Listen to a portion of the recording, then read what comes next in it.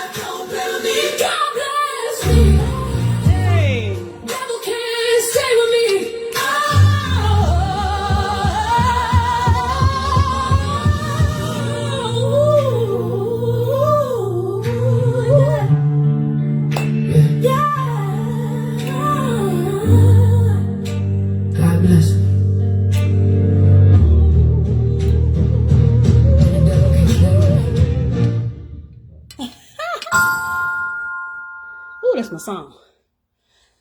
All right, so I just decided to do an introductory live since I haven't done so.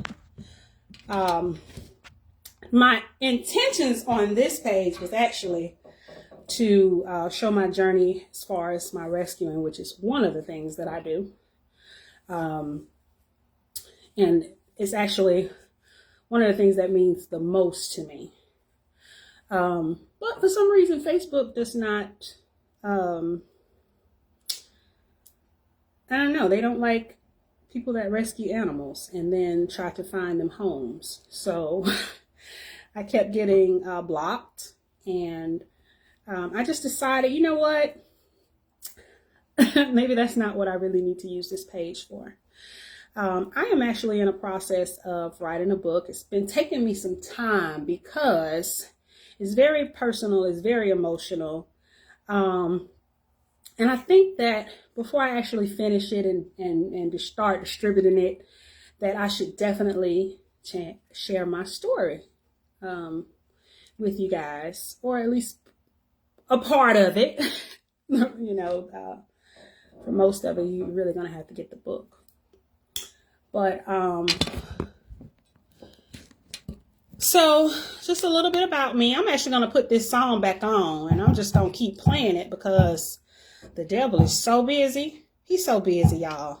But he really need to stop playing with me. He don't know who he messing with. I'm going to turn it down. But if y'all don't mind, I'm just going to keep playing this song. And if you do mind, go somewhere else.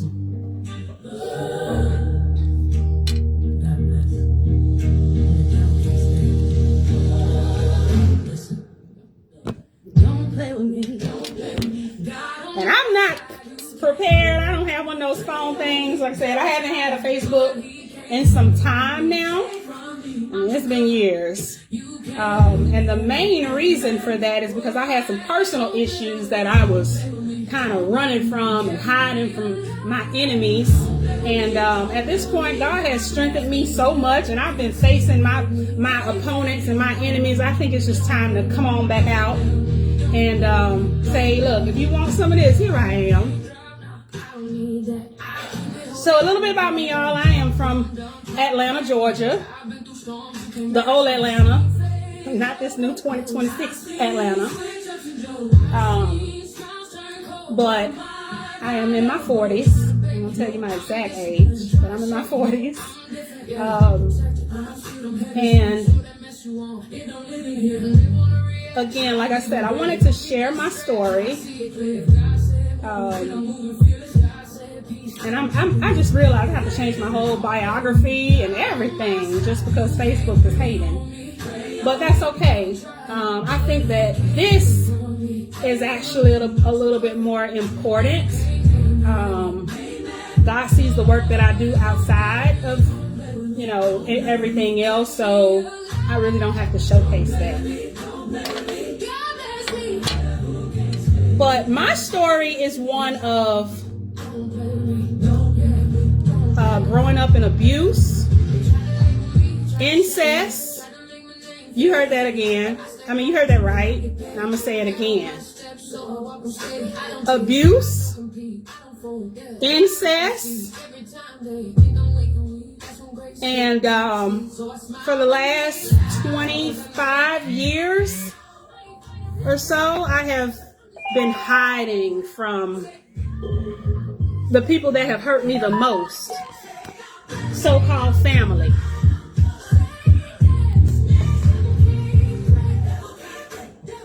With abuse and incest. And I think it's something that's really not talked about enough. Because I know I'm not the only one that's been through it. I've met a lot of people with the same story as mine. But people like to hide things under the rug and not say anything about it, not living their truth, not express what they've been going through, and then they suffer in silence. They end up on drugs and all kind of different things, which is a part of my story as well. But God saved me, and I'm so thankful that God saved me. So I have to tell my story to give God His glory and His, and the grace that He's shown upon me. I have to tell the world about it because I just can no longer keep it to myself.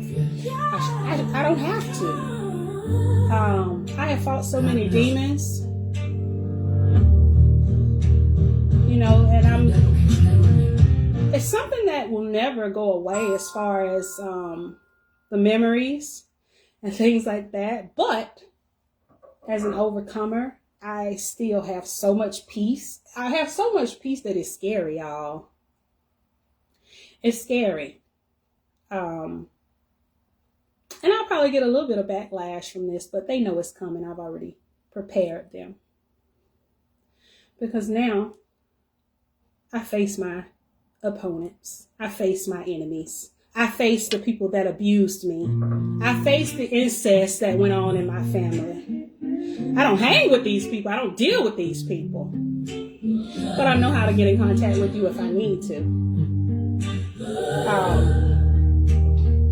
So, me, I am the baby of 5 children on my mom's side. From my mom, I have 2 older sisters, 2 older brothers, which one passed away in 2019. I have another brother that is in prison currently, right now. So like, once I get into my story, if you want to fact check, there's actually ways to do that.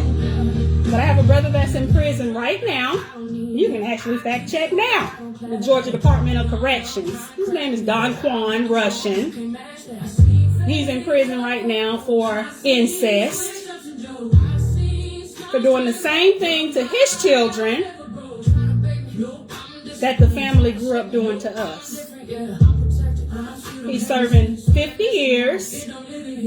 As of 2006, he was convicted of incest, aggravated sodomy, and some other stuff on his own daughter.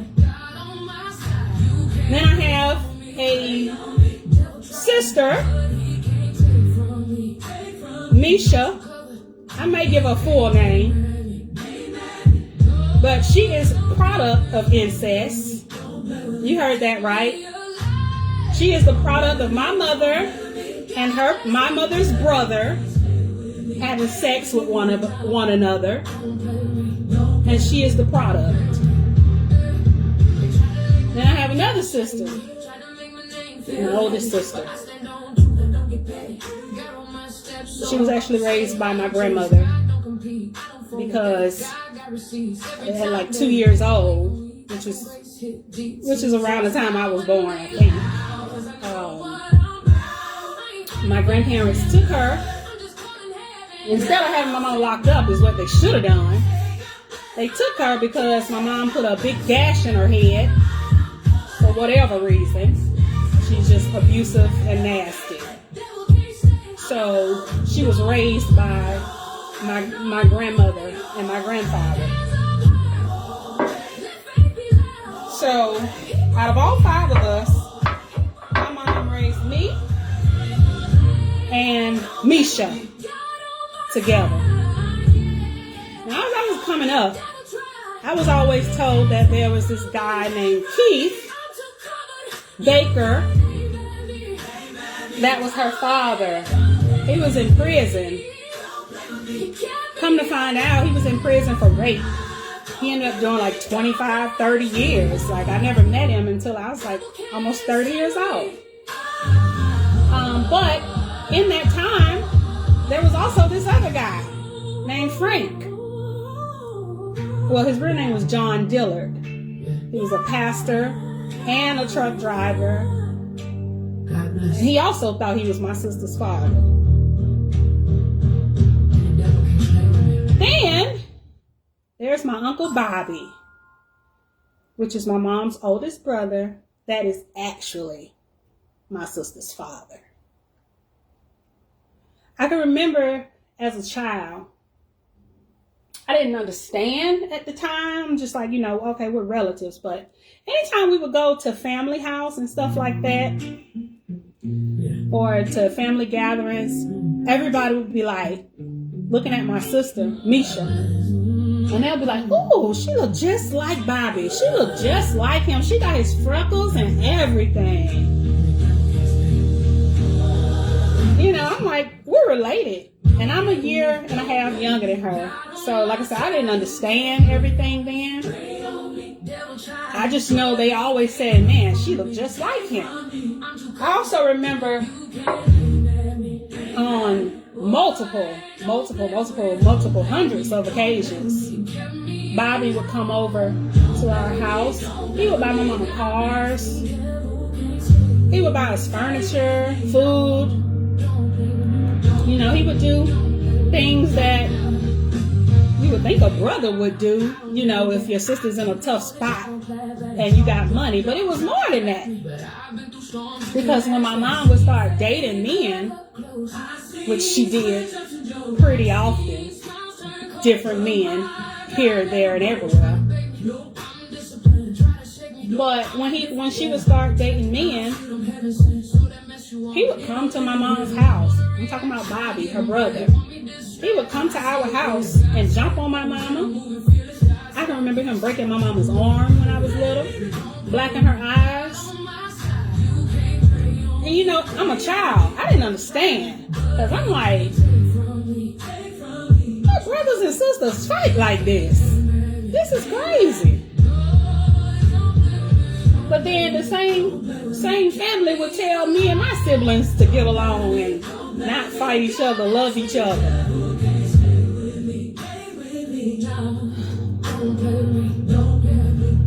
As I got older, you know, you start processing your memories and you start paying attention to what's going on, because my mom was always, like I said, always messing with different men. She was even a stripper at the Blue Flame. So, you know, you always saw her with different men. I always saw her with different men. But I always saw her brother coming over too. And then you would always see them go in the bedroom. Then from the bedroom, and they would tell us, hey, you stay downstairs. You come upstairs, you're going to get your ass beat. Okay, so we ain't coming upstairs. But from downstairs, I can hear the bed bumping the walls. I can hear moaning. I can hear all of this stuff. Now, as I'm starting to get older, I'm starting to understand. This is a little bit more than a brother and sister relationship.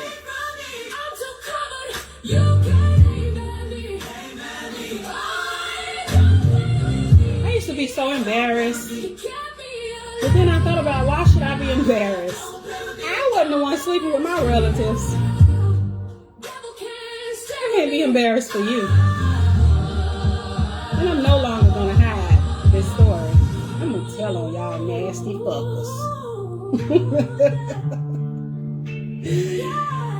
So, God bless. I was always the child that they said talked too much. So I knew it was always something about me, even though they tried to make it seem like it was something bad about me. But the thing that was about me is that I didn't fit in with these people. Family or no family. I always knew I never fit in with these people. Things that I saw, I would tell. They would say, she talked too much. So they would try to not do things around me. But it's too late now. I remember these things. I saw a lot of these things. And now that I understand that it's wrong, I'm going to tell on y'all dirty asses. Let me tell you about this lady that called herself my mama. And you guys can feel free to add people to this live, share this live. The goal is to spread awareness. And also to give people the courage that's been through the same thing that I've been through, to share their story and stomp on their enemy's head. The people that tried to destroy you. The ones that were supposed to protect you, that hurt you more than anybody in the world. I hope that my story gives you the courage to come out and tell your story.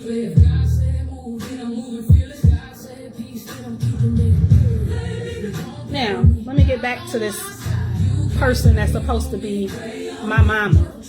Jackie Rankin. Jacqueline Ann Rankin of Conyers, Georgia. Couldn't be I've seen a lot, and there are some pretty sad excuses for parents out there,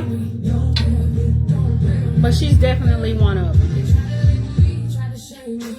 This lady, when I tell you, she was so abusive. For whatever reason, if all the different men she was dating, if they made her mad, she'd come home and take it out on her kids, make them punching bags, extension cords, hog tying you, beating you with extension cords, not feeding you. And then when she leave all these bruises all over my body, I can't go to school for 4 or 5 days, maybe longer, until the bruises disappear, which tells you she knew what she was doing was wrong. She knew that she could have gotten in trouble, so she was hiding the evidence. And then when these bruises go away, now I was always a kid that loved school. I made those grades, always A's and B's through school. I loved school. It was an outlet for me from being at home. So when I had to go back to school after missing 5, 6, 7 days, healing from bruises, now I have all this schoolwork to make up. And then you put the fear in God in me that if I told on you, what you would do to me. And I was scared. Not only was I afraid of her, but I was afraid of the police as well, because there were so many stories that you would tell me that would happen from the police if I said something. So I never had the courage to tell. I can remember on my first day of kindergarten, I started kindergarten at 4 years old because my birthday is in October. So I think she went through like a little process to get me to be able to start school early. Because had I waited till the next year, I would have been turning 6 in kindergarten. So, man, this is one of my fondest memories of abuse. I was so excited to start my first day of kindergarten. I mean, I was so excited. But happiness? Happiness was forbidden around this lady. Any piece of happiness that you ever had around this lady, she would try to snatch it from you. So I'm excited because I'm getting ready to start school. And I'm jumping all up on the bed. I'm just so happy. I'm 4 years old, I'm happy. Because I was happy, this lady grabbed me off the bed. I can't tell you what she said, but it wasn't nothing good. She was ironing my clothes. And I probably was annoying at the time, but I'm 4 years old trying to, excited about starting school. Long story short, I ended up with this. I wish I could show it, but it's still there. I have a permanent scar at the top of my back where she burnt me with an iron. And my nickname is Penny from my first name. Tony comes from my middle name. So, if you guys can remember that episode from Good Times, where Janet Jackson played Penny on Good Times, and she was dealing with this abusive ass mother, and she burnt her with an iron. That's the same thing that my mom did to me. And then because of that, they always called me Penny from Good Times.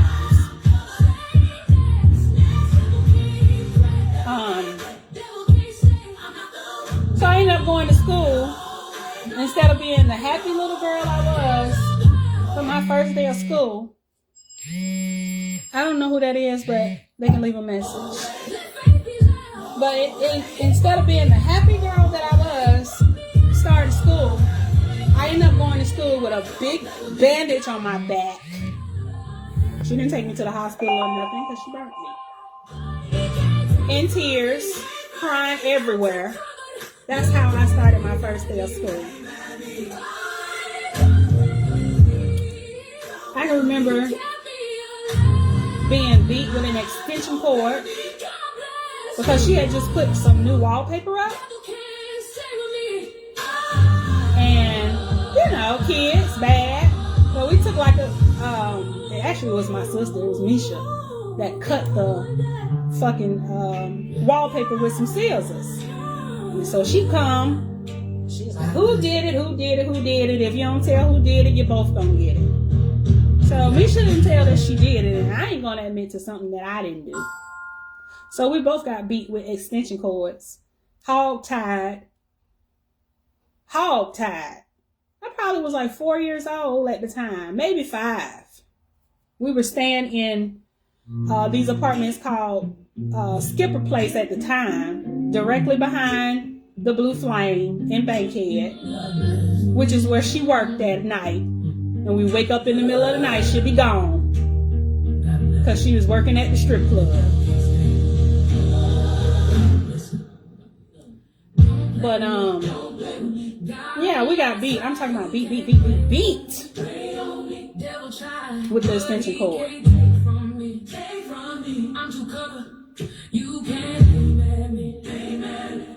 When I was a kid, man, I remember just being so innocent. Even with everything that I was going through, because you know, as a child, you really can't process. You don't know what's being done to you is wrong if it's something that you're used to. But even with all of this stuff that was going on, that was happening to me, it was still a light inside of me. There was still a light inside of me, and people recognized it all the time. And you know who hated it? Jackie Rankin. She hated it.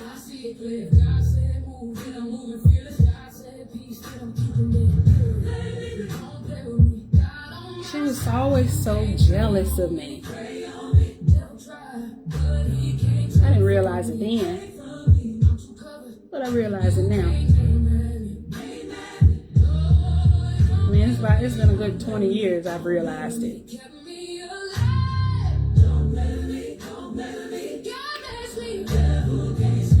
She was the type, when she had different men giving her money, doing things for her, she was happy.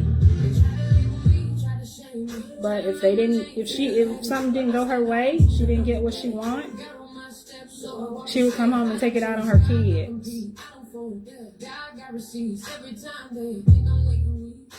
And what can you do but take it? You're just a kid.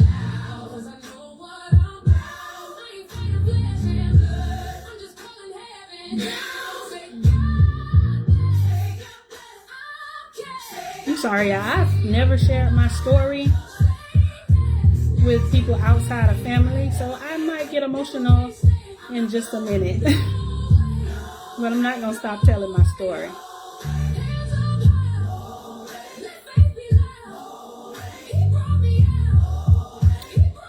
After the many men I watched my mama with, she would literally take us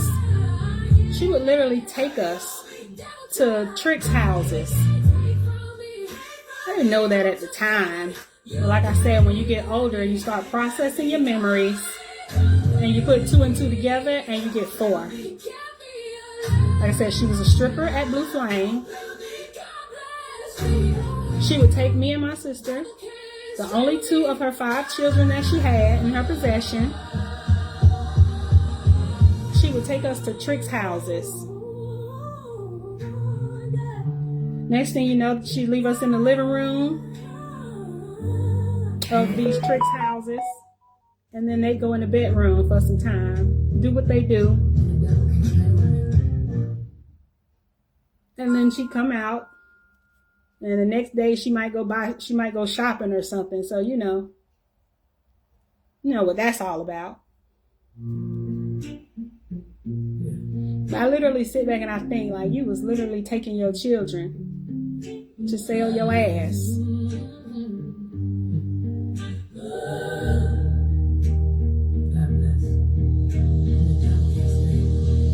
Jackie Rankin. She's on Facebook too, as Jackie Dean Rankin Swanson, something like that. Yeah, but she's on here. This is one of the reasons that I didn't want a social media, because I didn't want these people to find me. I didn't want these people to see what I look like. But I'm done hiding. If y'all want a problem with me, come get it. I'm grown now. I can fight my own battles. And I'm so favored by God. I dare you. I dare you to come for me. But I'm gonna fast forward just a little bit. When I was about so this lady over my childhood has been married like 4 or 5 times too. Okay, that's just a few of the men she was with. In the periods when she wasn't married, oh my God, I can't even count how many men came around us. This lady was the type to come to my school in Daisy Dukes, to my PTA meetings in Daisy Dukes. Not only that, but she would get excited about the attention that the little boys at my school were giving her. I should have known something wasn't right then. But, you know, you're a child and you used to see your parent back then. She couldn't do no wrong in my eyes. Even when she was beating me with extension cords, hog tying me. You still couldn't say nothing wrong about my mama. I was so brainwashed, y'all. But anyway, I'll say about, I was probably like 10. No.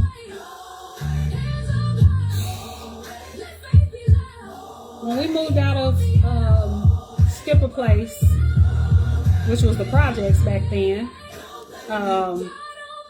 she met this guy named David Gooden. And even though I have a dad, my dad was in a portion of my life in my earlier years, and then my mom stopped me from seeing my dad. I couldn't understand it because she would tell me he didn't want nothing to do with me. And I just couldn't understand it. And I was angry because my dad, in this early part of my life, he was always there. So for that to stop, I just couldn't understand it. But all I had to go off of was what she was telling me was that he didn't want me.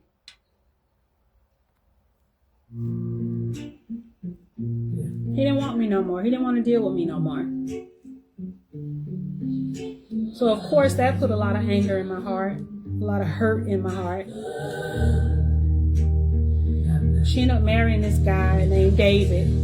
I'm sorry, I'm going back and forth. David Gooden. So I started latching on to him as my dad. And they were together for a few years. David was a truck driver.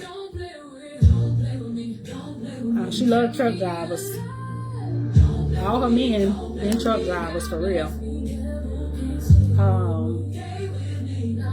But after a few years, like I said, they did get married. They had a courthouse wedding. And I would say probably like 2 years after they got married, he ended up getting arrested. Come to find out, David was moving weight, kilos in them trucks that he was driving. And my mama knew all about it. She knew all about it. She was just about the money. And it didn't matter to her. But as soon as he got caught,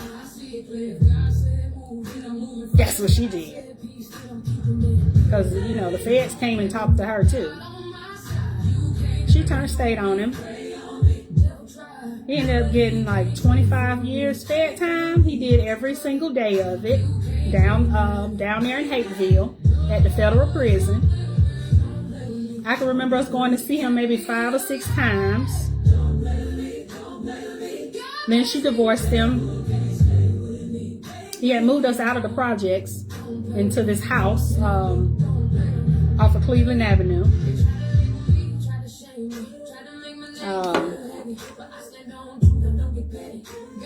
Yeah, 2488 Old Hateville Road. I'll never forget.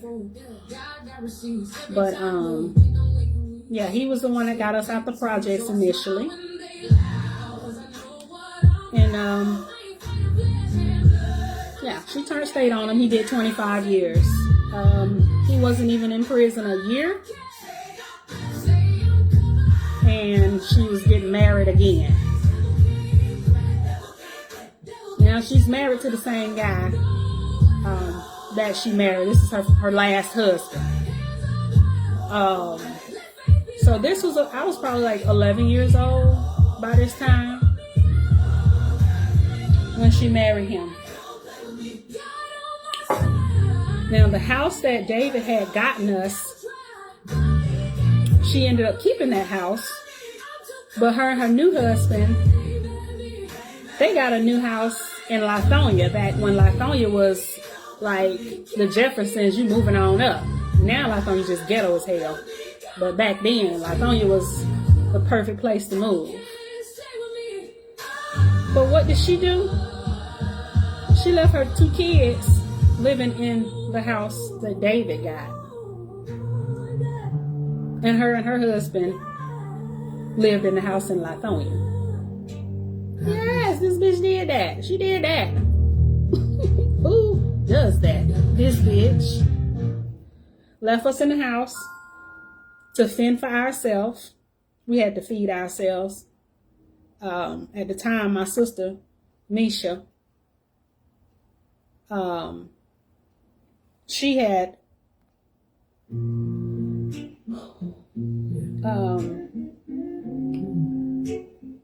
she was, I think by this time, I might be a little off on the ages. We may have been like 12. I may have been like 12 or 13. Nisha's a year and a half older than me, so she's about 15, working at Pizza Hut on Cleveland Avenue. And we lived off of Cleveland Avenue.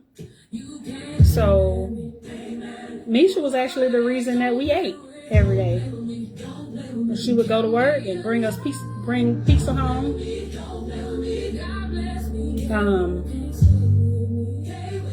Now in the midst of this, you know, what are children going to do when you leave them by themselves?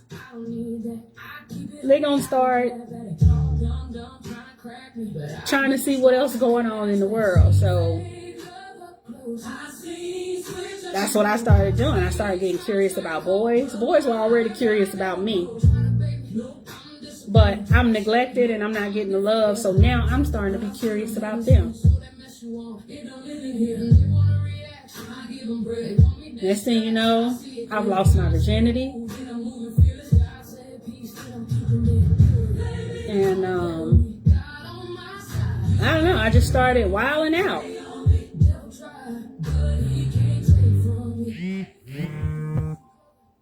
When she found out I was having sex, she had the nerve to try to control me from a whole nother house. You already showed me you don't want me, you don't care about me. So what is it to you? I would say we lived in that house for like 2 or 3 years by ourselves. And I watch all these stories, these days now about parents that have done this to their children. Hang on, let me look at my window. People that have done this type of stuff to their children and they ended up in jail, in prison. And I'm just mad because I never put the police on my mama. This ain't it, y'all. After she got tired of paying the rent where we were, she said, okay, y'all can come stay with me and my husband now. And mind you, now we had been pretty much living on our own, so now it's kind of like, now I'm supposed to go back to being a child. I've been fending for myself. So it just wasn't a smooth transition. Not only that, you know, clothes that she bought for us. Like, I couldn't walk around with shorts on as a child. I ain't have no body or nothing, you know. Couldn't walk around with my shorts on without her saying, when her husband come home, go change your clothes. Don't be walking around my man like that. Like, what? These clothes you bought me. I got a whole stick body. But these are the little things where you start seeing that this lady is jealous of her own children.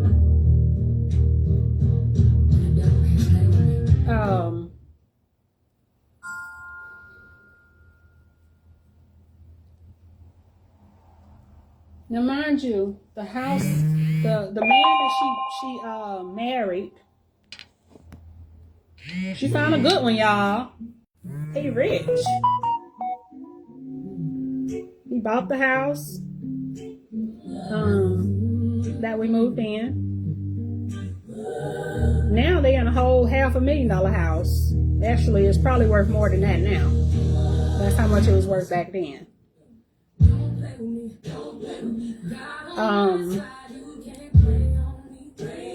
But, you know, thinking like, okay, life should get a little bit easier now since children don't have to take care of their damn self. But he didn't. Her and her husband would go out to eat, leave us at the house with no food in the house, no groceries bought, nothing. So I can remember me and my sister walking up to Covington Highway, the Kroger on Covington Highway, stealing food. We lived in the houses behind that Kroger, Webbing Trails.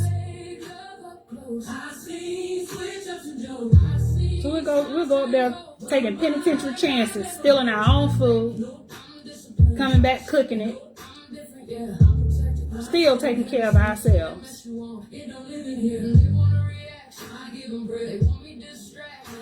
Every time they get into an argument about anything, punching bags.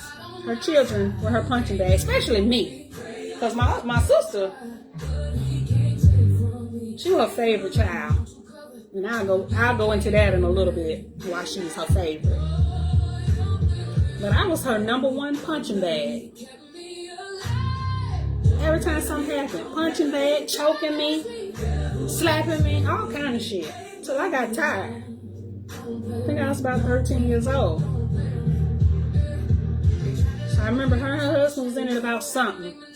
And we was upstairs being kids and I guess making noise or whatever, too loud. And she came upstairs and just started pow, pow, pow, pow, pow. Just look. At this point I knew I had enough because in my mind I'm like, I could take you. And guess what I did? I absolutely defended myself with everything in me. Lady, this your last time making me your punching bag.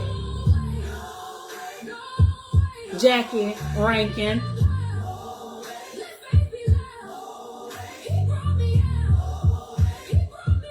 So I absolutely defended myself. Because that's when I realized, girl, you stronger than you thought you were. Just on the physical. I hadn't even got to how strong I am up here.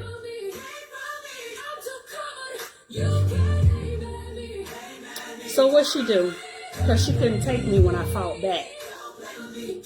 She ran downstairs, went in the kitchen, got a butcher knife, ran back upstairs, put me against the wall, put a knife up to my throat, and she said the same shit that all narcissistic piece of shit black bitch mamas say. I brought you in this world, I'll take you out. Well, I said, guess what? You're going to have to. Because it's your last motherfucking time putting your hands on me like this. She knew I wasn't playing. She knew I wasn't playing. Wasn't the last time she tried me. But it was the last time she put her motherfucking hands on me. So, after she saw she couldn't control me and beat me anymore, she called the police. She had a plan. This bitch had a plan. She got the police, and she told the police that I fought her and I was being disobedient. She didn't want me no more. I realized just from that, that's what people do when they realize they can't control you, they can't abuse you, they can't take advantage of you like they used to. They try to dispose of you whatever way that they can. I still have those type of issues with people. But the difference is I don't let nobody play with me no more. I don't let you get away with it no more.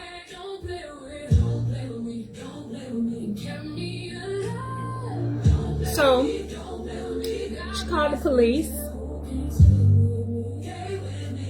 and the police was like, they came and talked to me, and I'm like, look, she put a whole knife up to my throat. Y'all need to lock her up. This ain't the first time. She's abusive.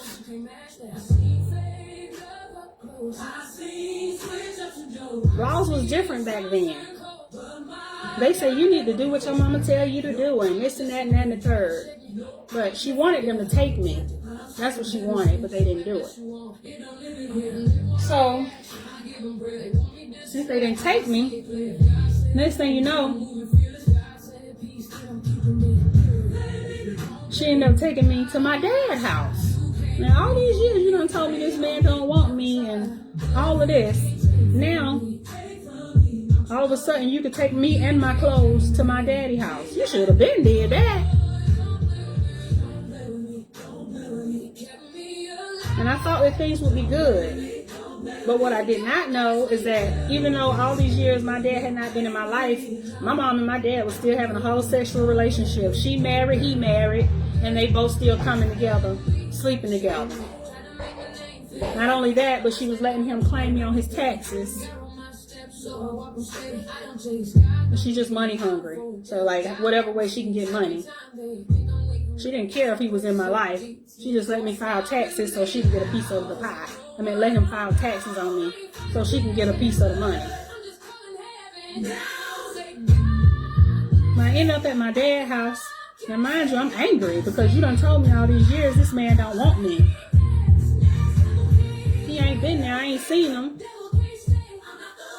Now you want me to just live with this man, him tell me what to do, and he even tried to whoop me. That didn't go so well, sir. Because all the years that you wasn't there and I was getting abused, I don't take kindly to people putting their hands on me. So, long story short, when he thought he was going to whoop me, he got a knife pulled out on him, and I damn near tried to kill him.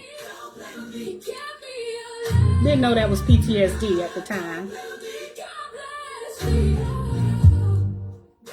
So he's like, you got to come get this girl.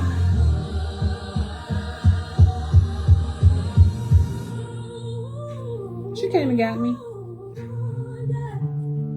Brought me back home. Thank you, y'all, for listening to the story. And again, feel free to add people to the story, share this story. It's going to be a long one. And there is a book coming for a full story. But she came and got me. So now she's like, that didn't work. So I got to figure something else out. I got to get rid of this child.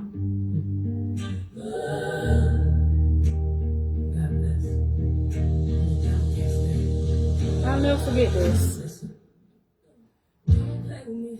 It's about 10 o'clock at night. I'm in the bed. Me and Misha and me and my sister, we in the bed. On to sleep. We had school the next morning. My husband drives trucks. He still works for UPS to this day. Do a whole lot of other things as well. He's a great investor, invests in stocks, all kind of stuff. So he's rich. But he always left out for work at night. after 10 o'clock at night, and then he would come home about 2 or 3 o'clock in the afternoon. Well, this particular night when he left for work, I'll say maybe 10 minutes after he left, she come upstairs, Jackie, Rankin, Dean, Swanson. She come upstairs and tell me and my sister to get dressed. We like, where we going? Got school in the morning. Where we going? Don't ask her no questions. Just get dressed. At this point, I think I've forgotten to mention, my sister had a child right at this point. She was like 15. She already had a child and was pregnant. I'm going to get to her part, her story too. But she was very sexually promiscuous. Had 4 kids by the time she was 19. And that's my mama's fault too. But she told us to come get dressed, so we got dressed. You know, getting in the car with her. And mind you, she ain't talking. She ain't telling us nothing. Where we going? She's just telling us to ride. And knowing the type of evil lady that she was, that's what we did. We ain't asked no more questions or nothing. Next thing you know, we end up at Kensington train station. So we were like, what the hell are we doing here? Who you finna pick up? Who you finna pick up? What we doing here? Without asking, she begins this little speech of how she had finally met the man of her dreams and she just don't want to be a parent no more. Long story short, this bitch left us at the train station. I think back then, bus fare was like $1.25. She gave us both $1.25. It may have been $1.50, however much it was. And pretty much told us to have a nice life. God bless.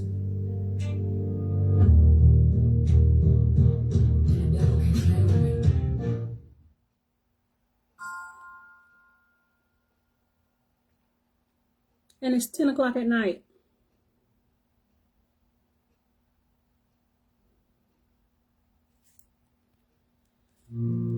So you better think where you're going to use this $1.25 to go. Don't even know how to ride the train or the bus. I didn't. My sister did. So my sister had actually been to this, it's like a group home type of thing in her earlier years. So we used our $1.25 to go to this place. It was off of Pryor Street near downtown Atlanta. Y'all, when I tell you, it's so crazy because this place took my sister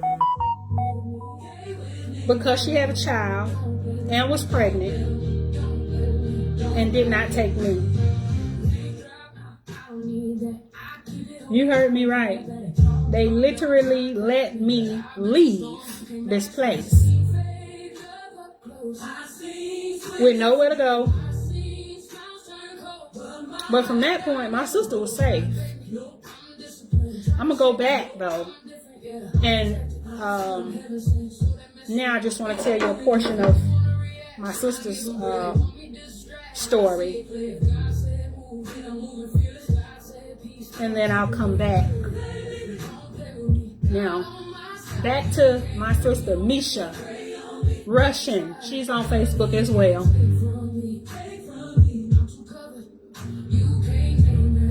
But she had 3 daddies.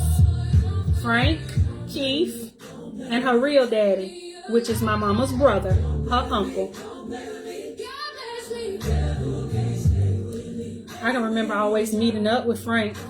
Because Frank, he was a big old trick. He was a big old trick. My mama loved him. She loved meeting up with him. And, you know, I was young, so I didn't understand what was going on. But we would meet up with him at Shoney's. We loved Shoney's back in the day. And we would always meet up at Shoney's. And after we would go eat and everything, we would always end up back at the house. Jackie, my sister Misha, and Frank always ended up in the bedroom. All three of them. Now, I'm just a young, naive one. I don't know what's going on. And, you know, I don't even know to suspect the crazy shit that was going on.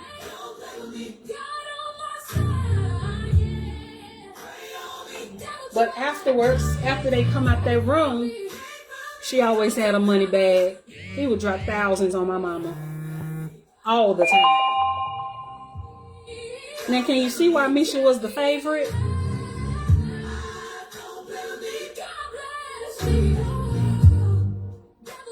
But she was a victim too. So my mama was selling her. They was all in the room having sex together.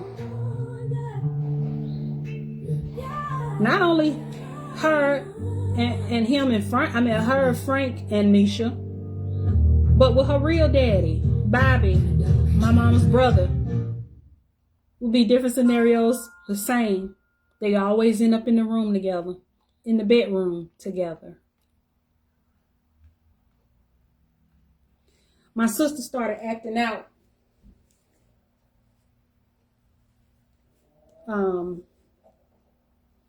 She started acting out, and I couldn't understand. You know, like I'm saying, I'm just a child, and in my eyes, my mama never did no wrong. So I never understood why she was always so angry. Why she fought my mama. I'm talking about she used to beat the shit out of my mama. And I just never understood. I'm always like trying to break everything up. And that put a lot of anger in my sister's heart for me. Because I was just always trying to keep the peace. But I didn't know what my mama was doing to her behind them closed doors.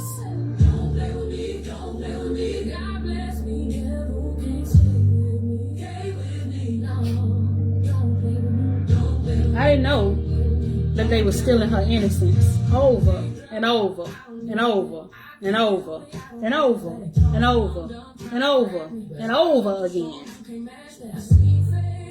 And she was getting paid for it.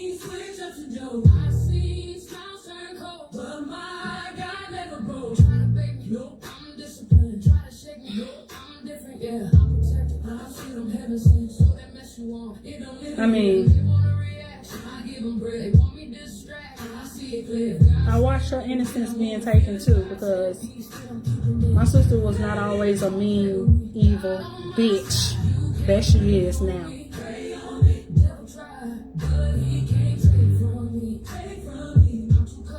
I understand it now. I understand it now.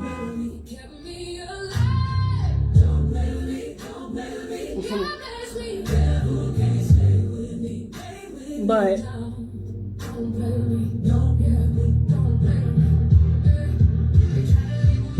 so yeah, that's the story as far as my sister. My mama was literally sexually abusing her, letting men sexually abuse her. She became so sexually active and just hoish, and just, she had 4 kids by the time she was 19.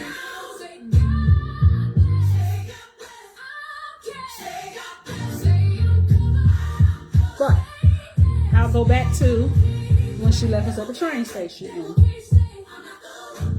Now I'm on my own because she's been taken into this safe house because she's pregnant and has a child already. My niece that she had already was like 6 months old, and she was pregnant.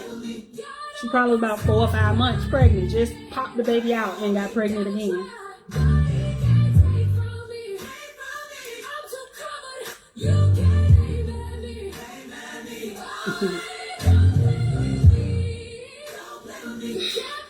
So I'm in the streets, and I had to figure out something, because I'm sleeping on benches, I'm sleeping in Waffle Houses, going in the bathroom, bathing, sometimes sleeping on the MARTA train. I didn't know what to do. God bless you. What child know what to do? We just thrown out in the streets. I don't remember how, but I ended up getting, I started going to a family house. Now, our family was never close, so it definitely wasn't the first option that I thought of, because of all the incest and the abuse that was in my family. My mama was a victim of it too, which is what I ended up finding out as an adult. But as a kid, we watched them always fight. Every time there was a family function, it was a fight. So it wasn't the first thought to go to family. But when I started going to family, of course, family would notify her that I was at their house, just trying to have somewhere to sleep and lay my head. She come to their house with the police, and she reported me as a runaway. She tried to cover herself, basically, is what she did. She reported me as a runaway, but you really threw me away. So if I go to somebody's house, you could pop up at their house with the police saying that they basically helping me be a runaway and threatening to have these people locked up for letting me stay at their house. So what did that let me know? She didn't want nothing good for me. She wanted to make sure I was in the streets and had absolutely nothing and probably died in the streets. She threw me to the wolves, and she wanted them motherfuckers to eat me. But God had other plans. And it took me a long time to realize the plans that he had for me, because you know, when you're a child in the street, now I know I can't go to any of my family. Now I'm meeting random people, sleeping at random people's houses, waking up with men on top of me, waking up with being handcuffed to the bed. You know, somebody gave me gonorrhea when I was like 14 years old. Now I'm continuously being victimized just because I want somewhere to stay, sleep at night, to feel safe. And these people will tell you, oh yeah, you can stay here, you can stay here. And then when they get what they want, they throw you out.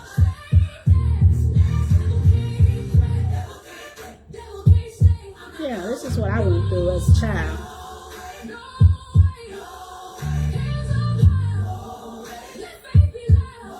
I never had an example of what a real woman does in real life to survive. My mama was a stripper.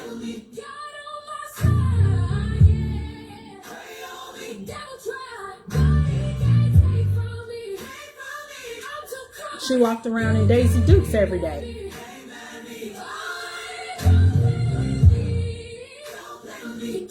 Attracting tricks everywhere she went.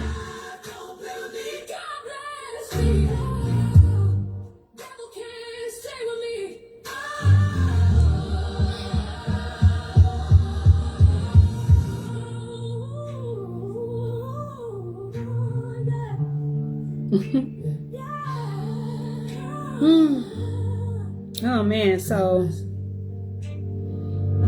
after I got tired of being victimized, I started victimizing. I ain't gonna lie, I got tired of people raping me.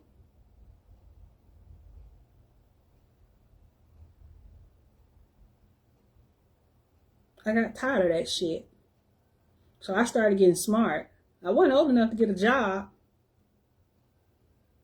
So I started victimizing motherfuckers that thought they was gonna victimize me. There's always men that say, yeah, you can sleep at my house. You can sleep at my house. Well, now I'm gonna let you go to sleep. When you wake up, I done stole your wallet. I done stole whatever I could steal. And I'm gone. Well, of course, that became dangerous. Definitely became dangerous. I was getting away with a lot of it though. I ain't gonna hold you. So now I'm in survival mode. I definitely wasn't 15.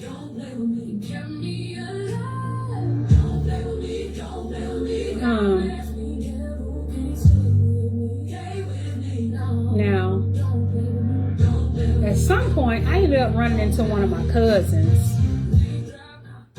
on my dad's side. Tanya. Rest in peace, Tanya. She just died a few months ago.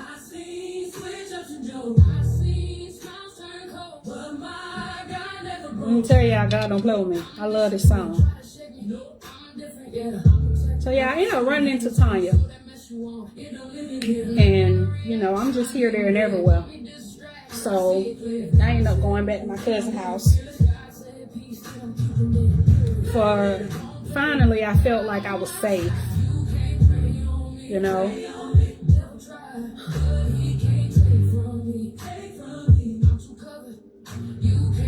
This was my dad's sister's daughter.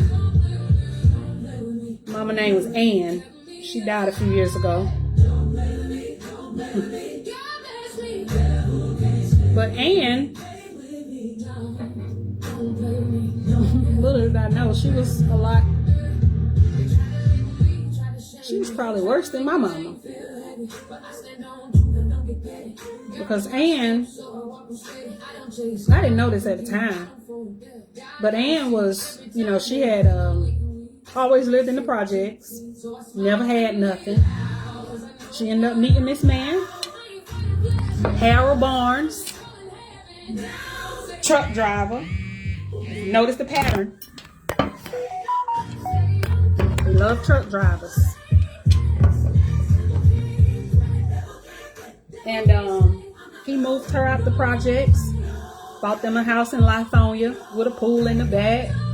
And I'm staying at this house, so you know, I'm just enjoying being at this nice house, having somewhere to sleep at night, and there's a pool in the back. Oh man, this is great. I don't ever have to think about this lady again.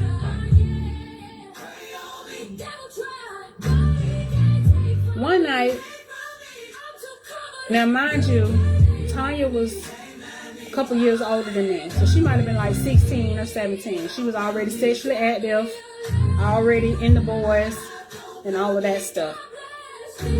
And I had been sexually active at that point, but just with one boy. And but Tanya was hot in the ass. And one night she was like, I shouldn't have did it, but I did it. She wanted to go meet this boy at this pool hall that used to be open back in the day, called Tight Pockets in Hateville.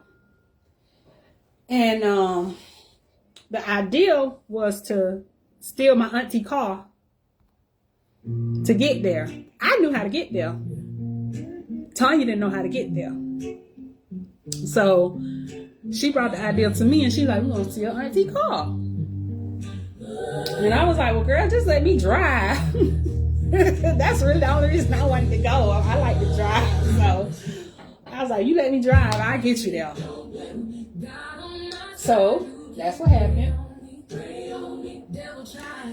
Next thing you know, we get all the way to we stole the car. And we get down there. Whoever this boy is, he never showed, never came. So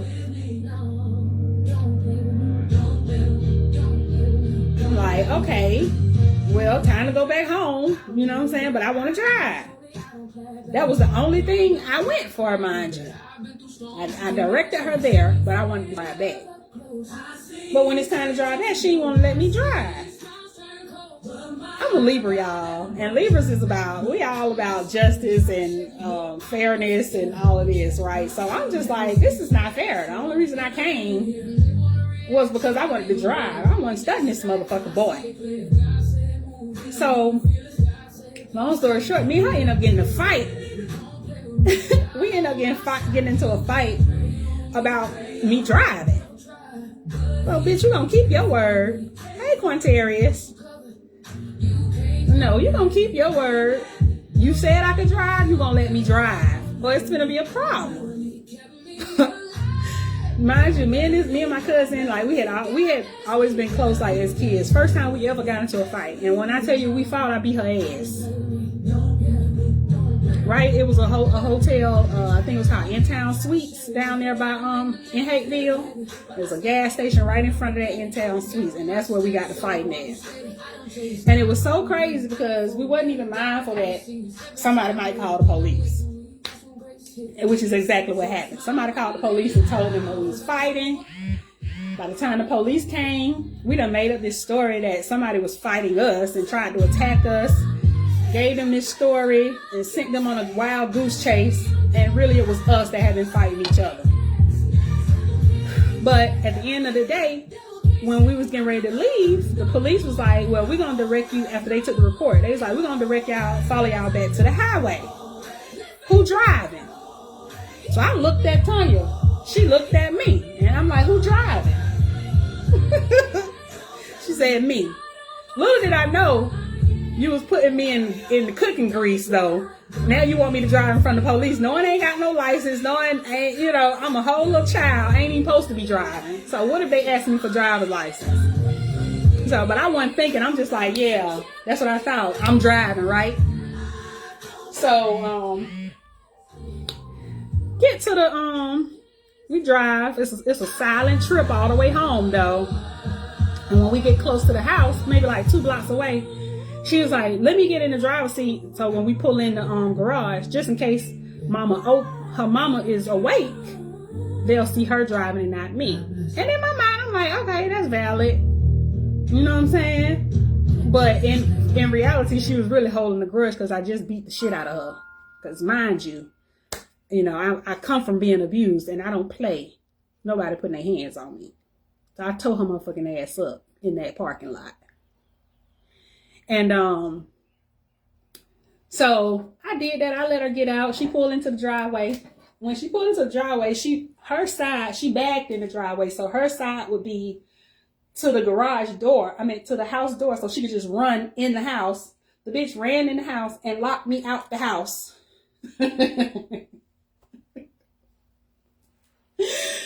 So she locked me out the house.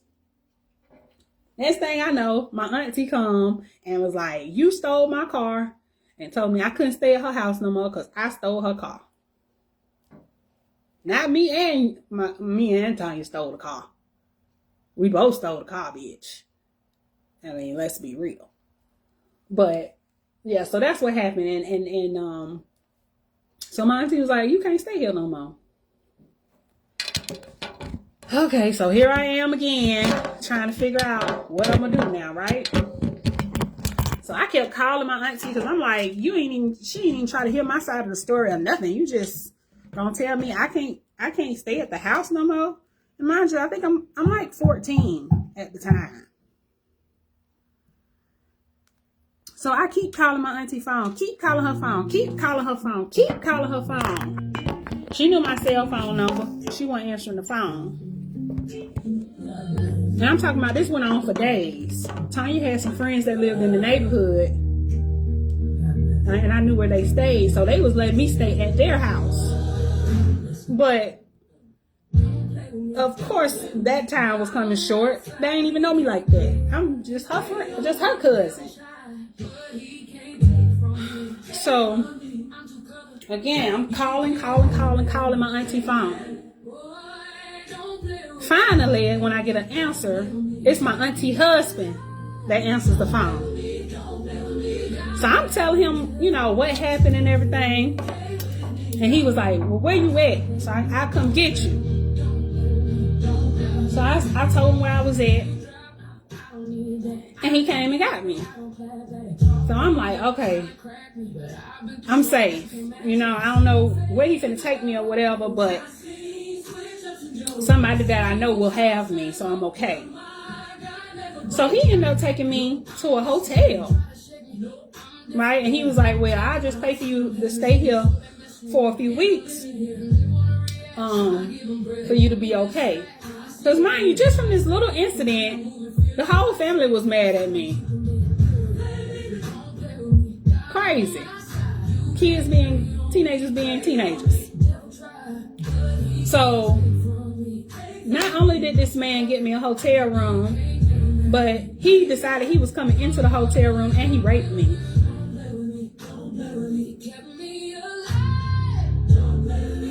Yeah, this is my auntie husband. Yeah, you heard me right. He raped me. So after he raped me, I went calling my auntie phone.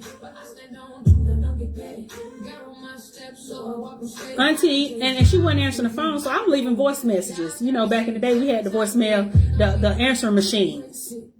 So if you hit play, everybody that's standing right there gonna hear the message. So I'm leaving her voice messages telling her husband raped me.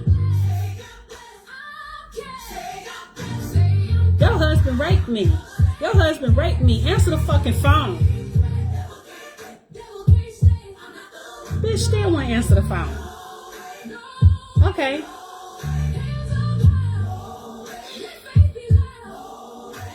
Fast forward.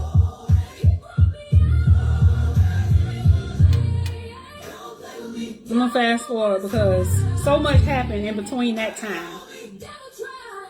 But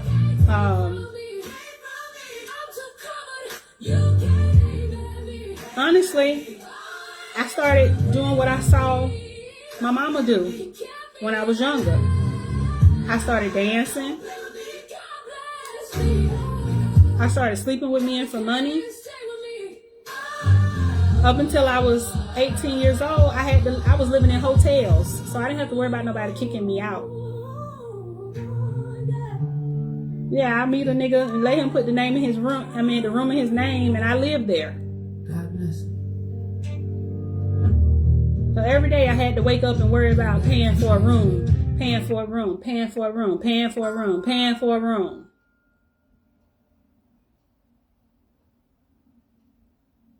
Oh my God, when I turned 18, y'all, I was so happy. Because now I can get me a crib. And I had a crib, my own crib, ever since I turned 18 years old. I mean, I may have had to move a bunch of times and all of that. But my name has always been on the lease since I was 18 years old.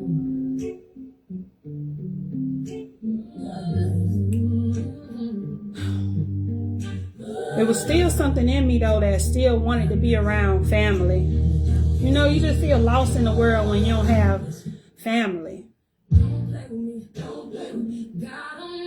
Now, at this point, I wasn't really dealing with my mama's side of the family. I started trying to slither back on my dad's side of the family. And I'd pop up at family functions because, you know, I knew at certain times of the year or certain events where they would be.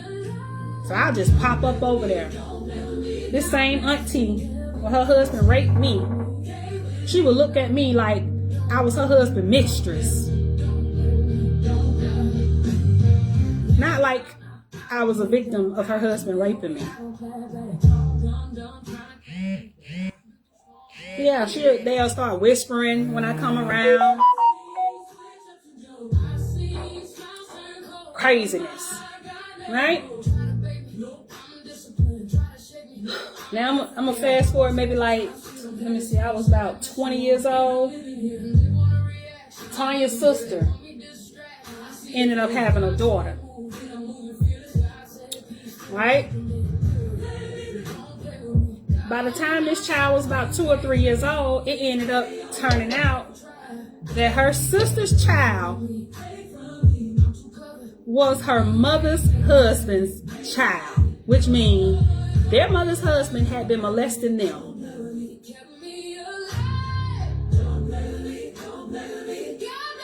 Definitely molesting her, but come to find out he was molesting Tanya as well. Even when I came to stay there, they were being molested. But you know the difference is, their mama knew about it. The mama was okay with it.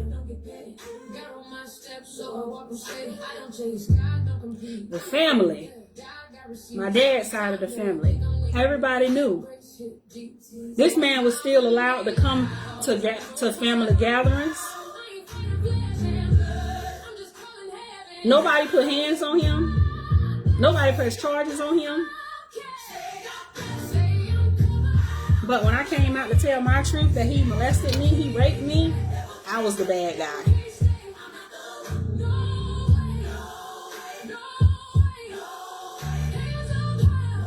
And I'm going to tell you, when you are a person that's favored and covered by God, everybody that you think is for you,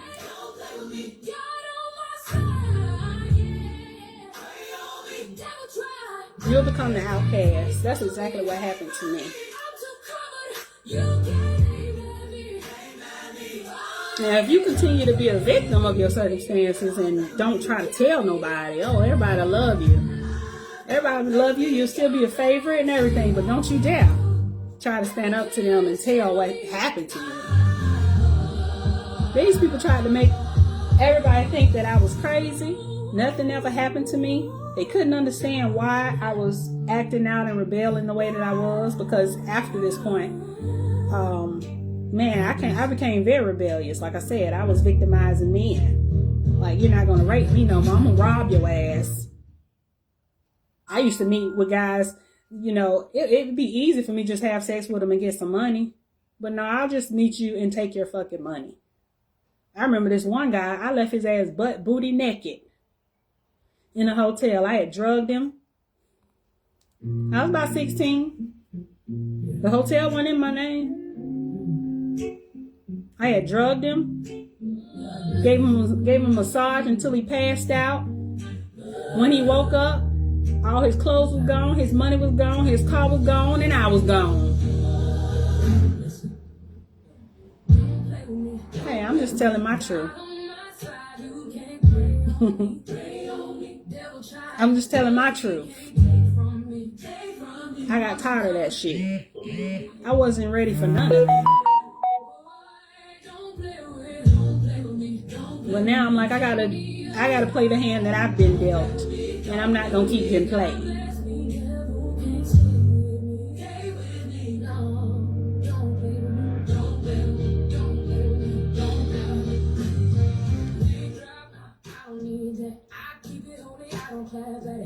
But let's get back to Jackie.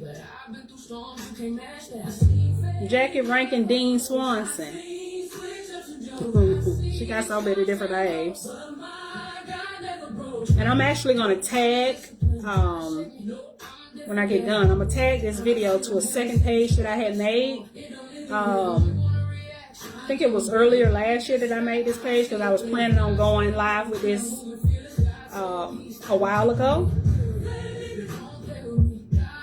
And I was tagging them in all the messages, everything I was saying. I was tagging them.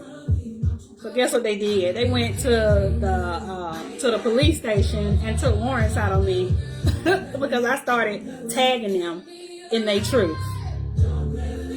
Everything was dropped, you know, I'm covered. So it was just a process I had to go through. Paid $50 to get out of jail, honey. It was nothing. And it got dismissed.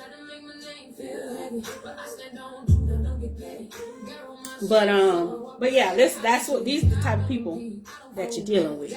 Now, mind you, abuse is a serious thing, y'all. It takes a long time to get out of abuse, especially when you don't have any other options or don't know how to create any other options. And that's where I was. Like, I had started dancing and everything. I was making money, but I had no idea what to do with it besides I'm writing a book right now. Maybe you can help me with the documentary. But I had no idea what to do with the money that I was making. I was not taught anything. So I was just buying clothes, kept a nice car, kept a crib, nice furniture. Other than that, I didn't really know what to do with my money.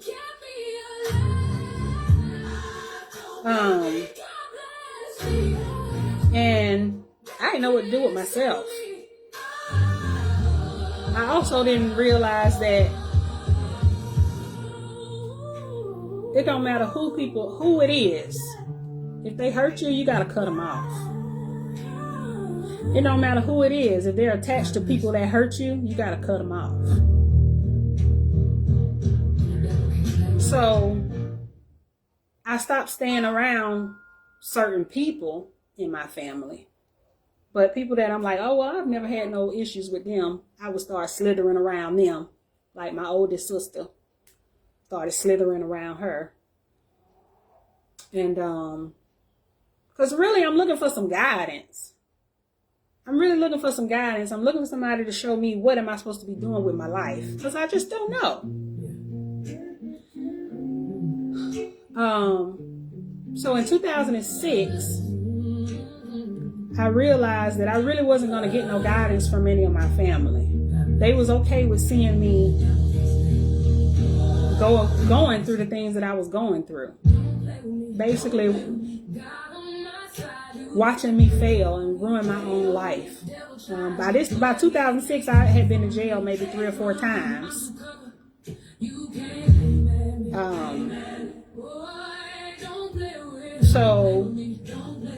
And I really didn't have feelings. So I didn't care. I didn't care about hurting people, and I didn't care about going to jail because I was living day to day. I wasn't thinking about 20 years from now. I was just living day to day. So in 2006, in 2004, I started going to school. I was like, I'm going to go to school and change my life. And out of all the things, I decided to go to school for criminal justice. Yeah, they hyped me up, told me even though I've been to jail and everything, I could still get a job in criminal justice field. Psych. That never happened. But while I was in school, I said, you know what? I'm going to turn it up a notch, because I found out I can go into the military and then they will actually pay for my degree. So I was like, you know what? I'm going to join the Marine Corps. So I did what I had to do on my end as far as contacting the recruiter. And my recruiter pretty much walked me through the process of trying to get into the military. At that time, I was like 105 pounds, soaking wet. So I couldn't join right then. I had to get on a routine with working out and eating so I could gain weight. You have to be a certain weight to join the military. So my recruiter started working with me. Like, he would meet with me just about every day. I mean, he gave me meal plans. He would take me to work out. He knew at that time I was smoking weed, so he was giving me stuff to clean out my system, trying to get me ready, because I went to this man pleading with him, and I just wanted to change my life. I want to change my life. I don't know what God's plan is for me, but I know what I'm going through right now. The only person that can change it is me. So I say, I'm going to the military. I went to, I can't remember the name of the place, MEPS. I think they call it the MEPS, where you take your testing and everything, and they tell you what jobs that you qualify for to be in the military. I did what they call the ASVAB. I took that test. I scored, I think it was like a 58 on it, which was a pretty good score with the way that they score. Because I was in criminal justice, I would have, and then at that time, the war was going on. So they were trying to send me over to Iraq, and I would have been an MP over there in Iraq. I would have come in as an E5.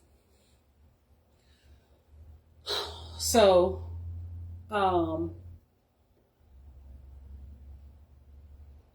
just waiting on Paris Island at this point.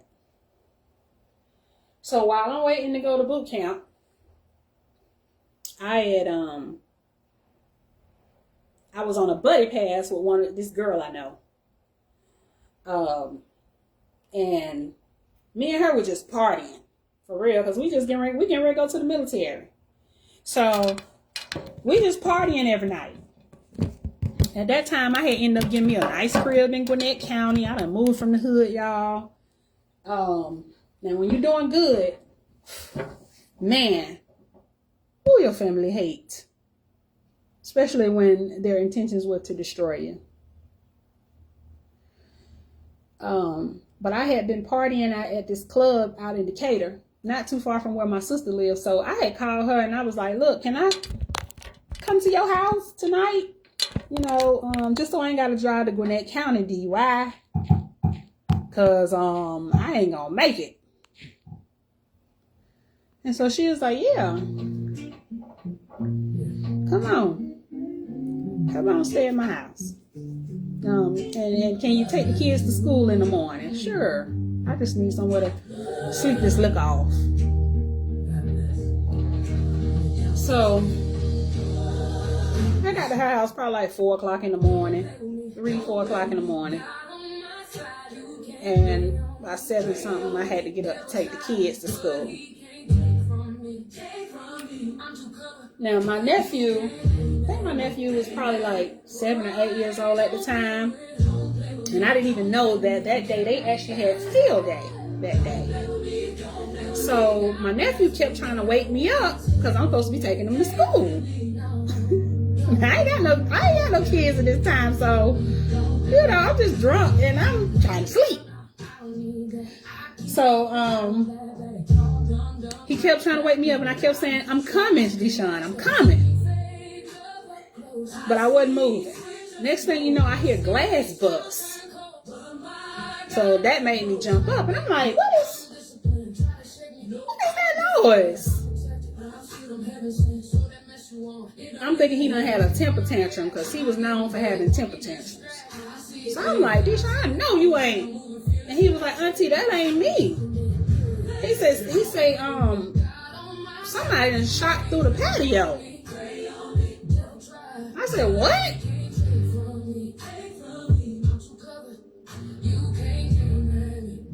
He said, Auntie, somebody done shot through the patio. So I go to my sister's patio, and it's bullet holes in her patio. To this day, y'all, I still don't know if this was a planned attack from my family, because I almost think it is. It was. Like maybe they was trying to hurt me.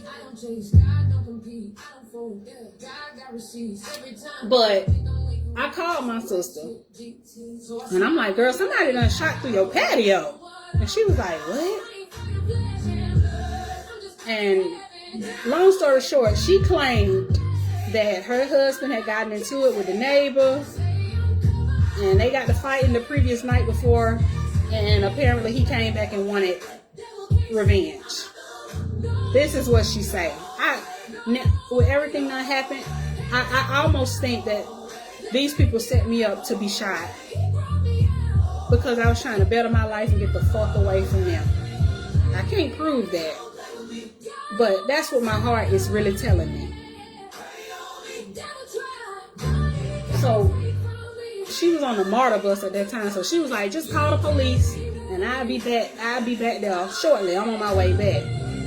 I called the police, y'all. The police asked, did anybody get shot or anything? I said no. It was 3 hours before the police even came, which means she done made it back to the house on the MARTA bus before the police even got there.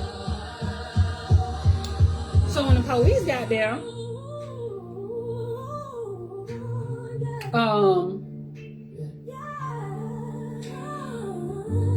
My sister talked to the police, and so maybe the incident really did happen. I wasn't there, so I don't know. But she did tell the police that she thought that it was her boyfriend that came and shot up her house because her husband because the neighbor's husband the neighbor boyfriend and my sister's husband had gotten into a fight. Long story short, they were messing around, got caught messing around, got into a fight, and the nigga came and shot up the house. That's what supposedly happened. But mind you, when somebody comes to your house and telling you they want to spend the night, wouldn't you mention that it was a fight and just to be on the lookout, just because anything could happen? You never told me any of this. I mean, I was drunk though. I probably wouldn't even heard her, but damn, you should have tried to tell me or warn me or something. Anyway, the police went to go talk to the girl, trying to get the guy's information, and the girl wouldn't give up no information. So, mind you, I'm super gangster at this point, back then. I'm super gangster. I'm super protective about my family, even though they have hurt me and drugged me through the mud my whole life. I'm super protective of my family, my sisters, my brothers, my nieces, my nephews. Super protective. Not to mention, one of those bullets could have hit my nephew. He was sitting on the couch and it was about maybe 5 feet from him. So he could have been shot. So anyway, the police took their report. She wouldn't give the police his name or anything like that. So, like I said, we all were super gangster back then. So since you don't want to tell what happened or tell who did this, we're going to take it out on you. And that's exactly what happened. I ain't telling you no lie. After the police left, she decided she wanted to come outside and be talking crazy on the phone. She had to been talking to the dude. Who else would she have been talking to? So I took the initiative. To like I said, I was the one that was there. And this young lady, on several occasions, I had told my sister when I was coming to her house, this girl always in your house when you're not there with your husband. I had been telling my sister he was messing with the girl. But you can't tell this hell for nothing. She's still with this nigga to this day.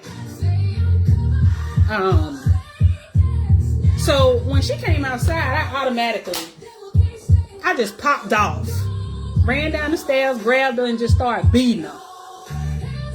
I was about beating her.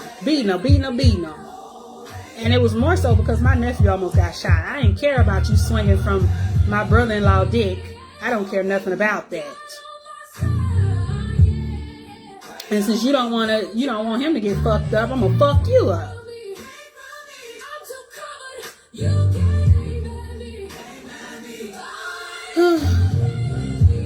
So while I'm jumping on her, my brother-in-law had done made it home by this time. The same one that's sleeping with her. They like, bring her upstairs, bring her to the house. So I done brought her upstairs. I had to give her a little. She wasn't willingly trying to go up the stairs. But she had this shovel on her patio. You know how you crack a goddamn horse on their back and make them giddy up? Yeah. That's what I had to do to get her ass up them stairs. Got in the house. And I mean, we all was taking turns dog walking her ass. All of us. And we all went to prison. We all went to prison. That's the direction my life took. I was on my way to the military. And I ended up going to prison. Taking up for people that never gave a fuck about me.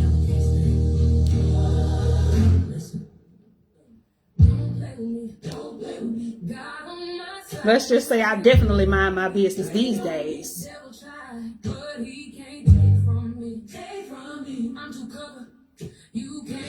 That day changed my life.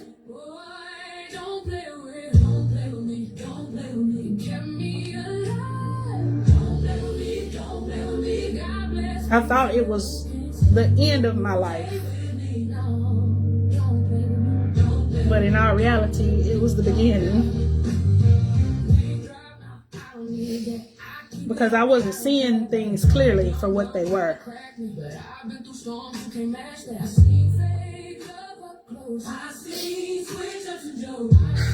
So sometimes God allowed things to happen so you can have time to yourself and you can really think and you can really see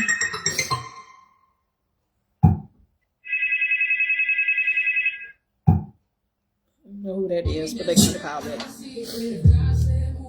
But you can really see what's going on. Hang on, y'all. Let me get some light.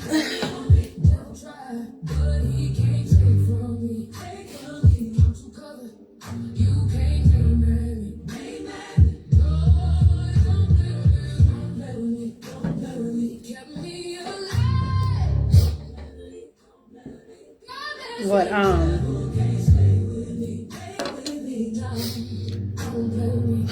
because he's like, you just don't get it. I've been trying to show you. I've been doing all this to try to show you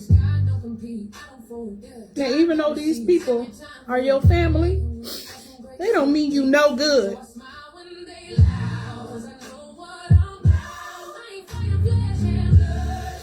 And since you can't see that,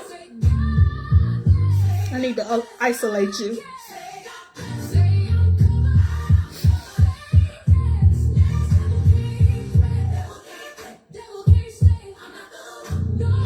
This was like the hardest part of my life.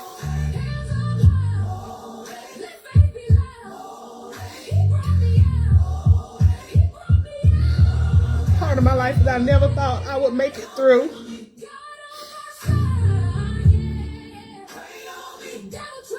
I thought it was going to be the worst part of my life. And I tell y'all, this shit made me so fucking strong.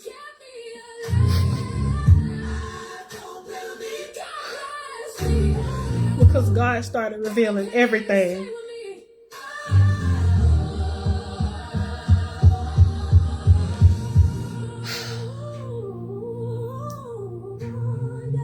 And I'm going to tell you,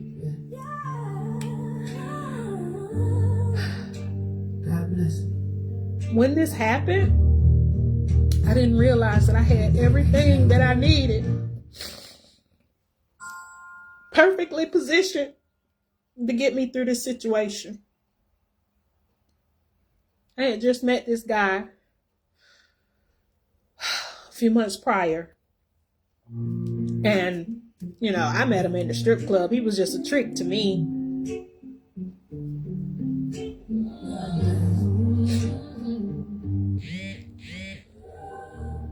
But he was what I needed to get through this situation.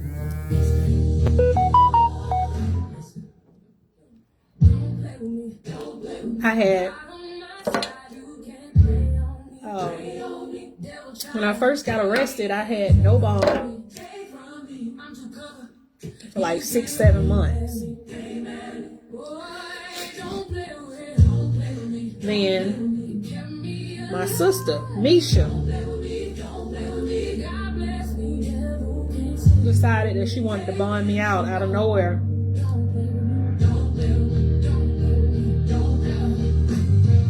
She bonded me out. Wait a minute.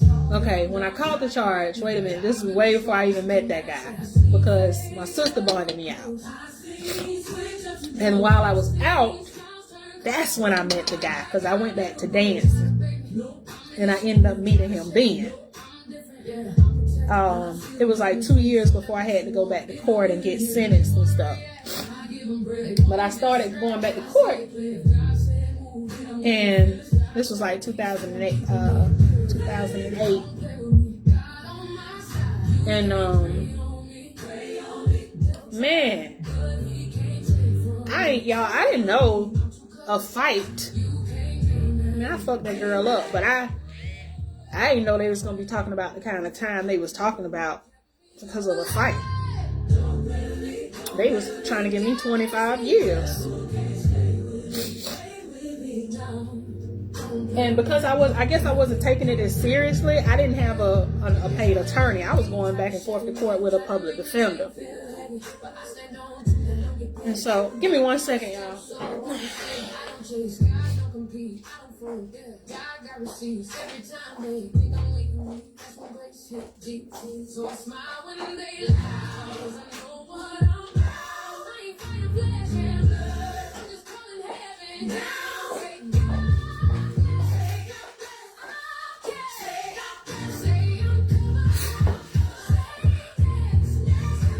Okay.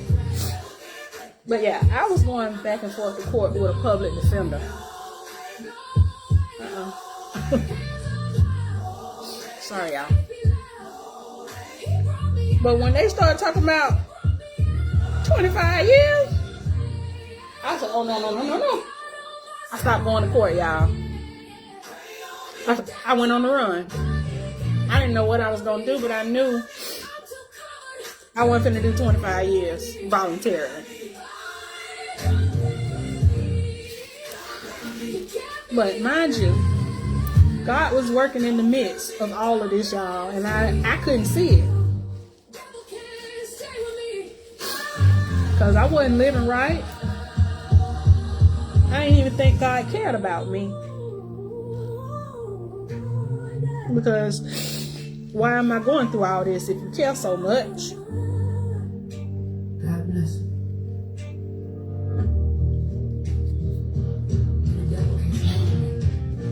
Anyway, I started back dancing. I ended up meeting, this is when I met this guy. His name was Luther.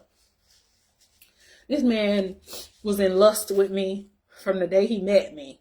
Anything I ever wanted, I could always ask him for. And I would say probably like 5 or 6 months into dating him. Mind you, I'm on the run, y'all.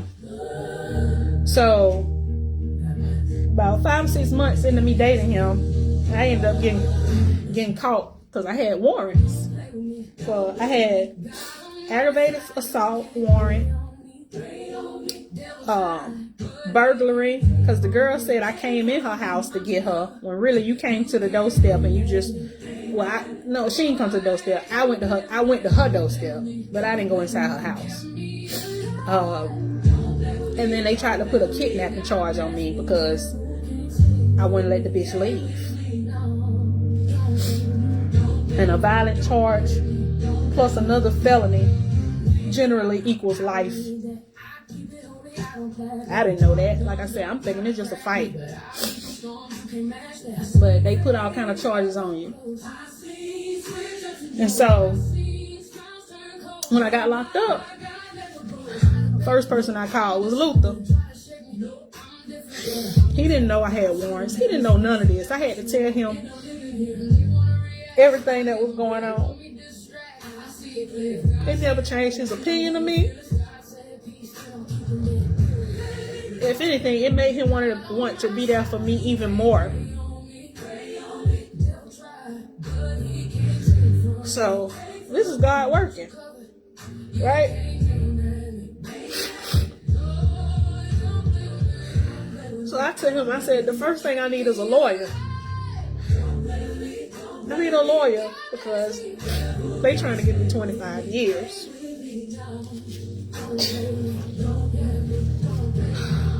Luther took $12,000. He got me a paid lawyer. And then while I'm in jail, I'm waiting to go back to court because I ain't got no bond. Because this time you're going to sit until you sentence. I'm in the DeKalb County jail.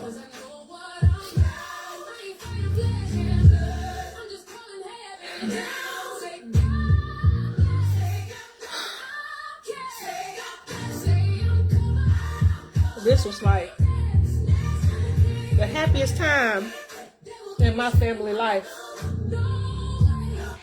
because I was suffering. So everybody wanted to come and see me suffer.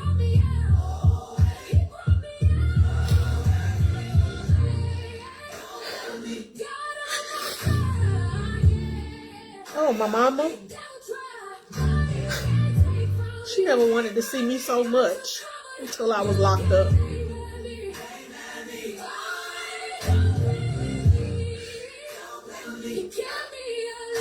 She was always so happy.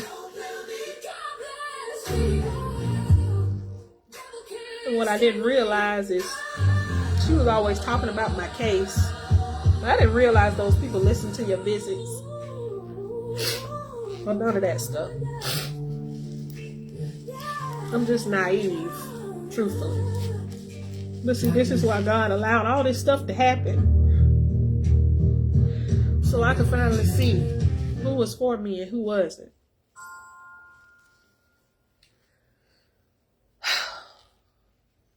Well, Jackie probably came to see me. That bitch was coming to see me often.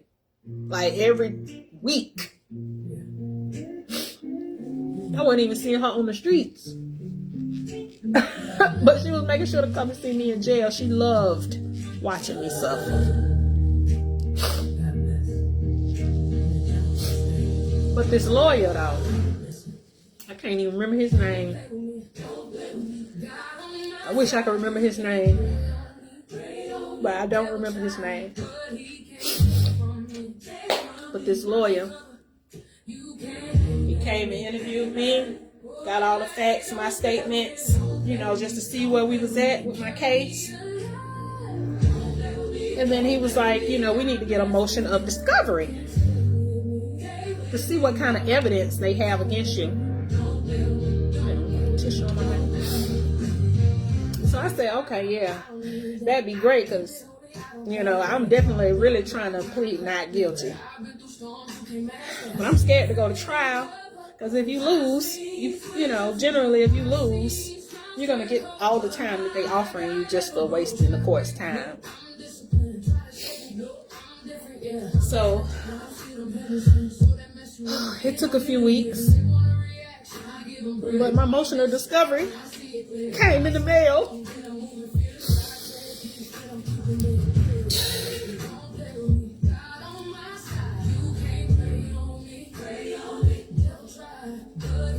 And so it was time to see what evidence they had against me, what witnesses they had against me.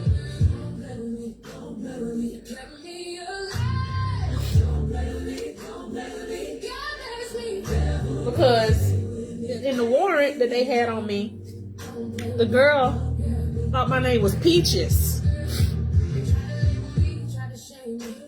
My family called me Penny. But in the warrant, it said Peaches. So it's like, what evidence could you have against me? You don't even know my name.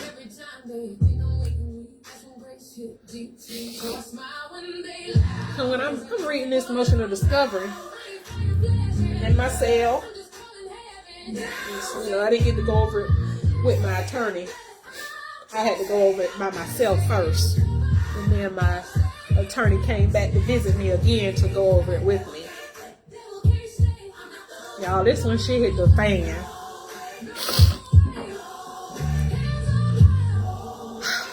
The witnesses that they had against me: my own mama, Jackie Rankin Dean Swanson,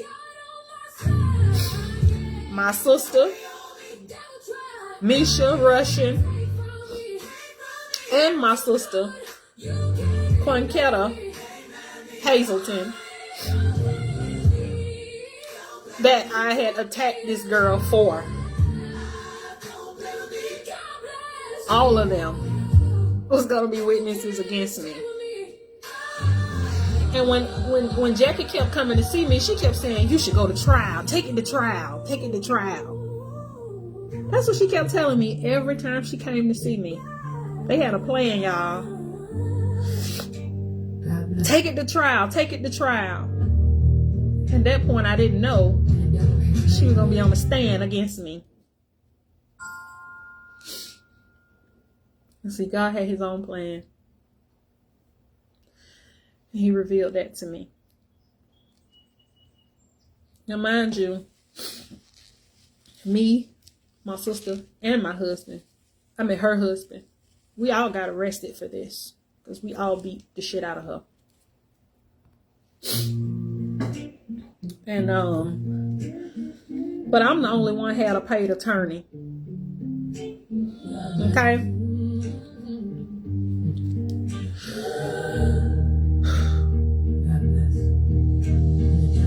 God is so good, y'all.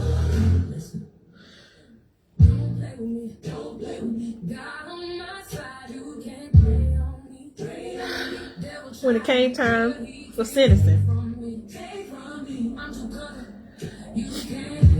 my staff sergeant, my recruiter with the military, he was there.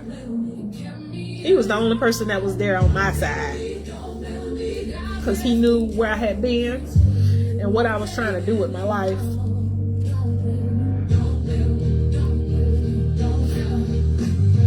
And he was desperately trying to get me sentenced to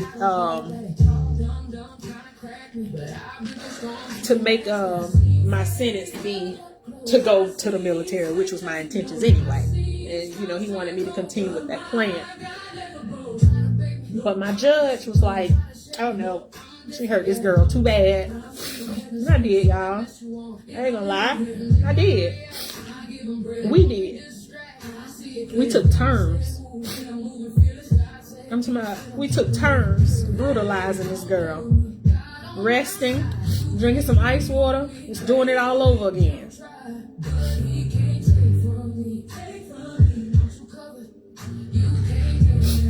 So he said, no, she got to do some time. My lawyer asked me, mind you, I'm the only one with a paid attorney. So he said, do you want me to work for all y'all? Or just you? Knowing what I know,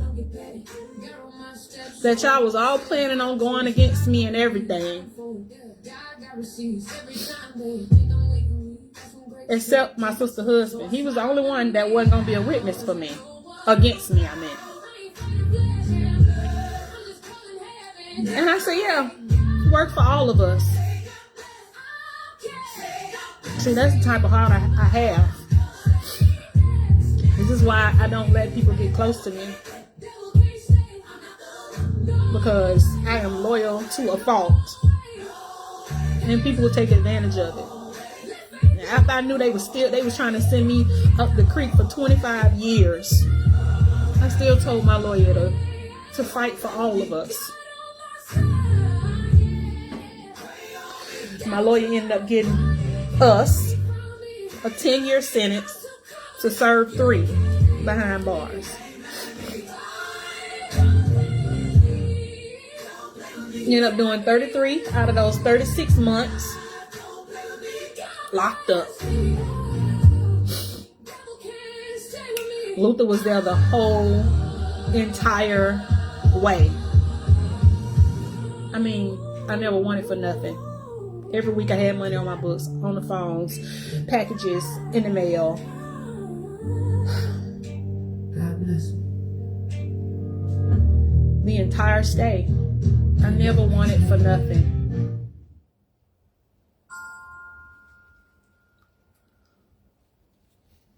But God had revealed everything that I needed to know. So basically, whatever they do to you at this point, it's your fault. You know what you're dealing with.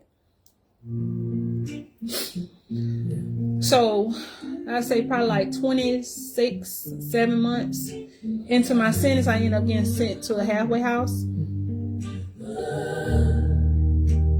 The one on Constitution, Metro, right there at the prison. I don't even think that prison's still there, but the halfway house at Constitution Road. And I was able to get a job, start trying to get back on my feet.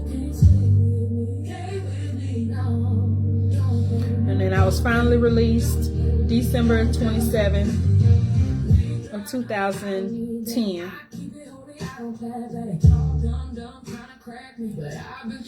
I went August 15th of 2008, and I came out December 27th. And then they also counted the 6 months that I had done when I initially got arrested. So they counted all that time. So if you add that up, it's about 34 months that I did total.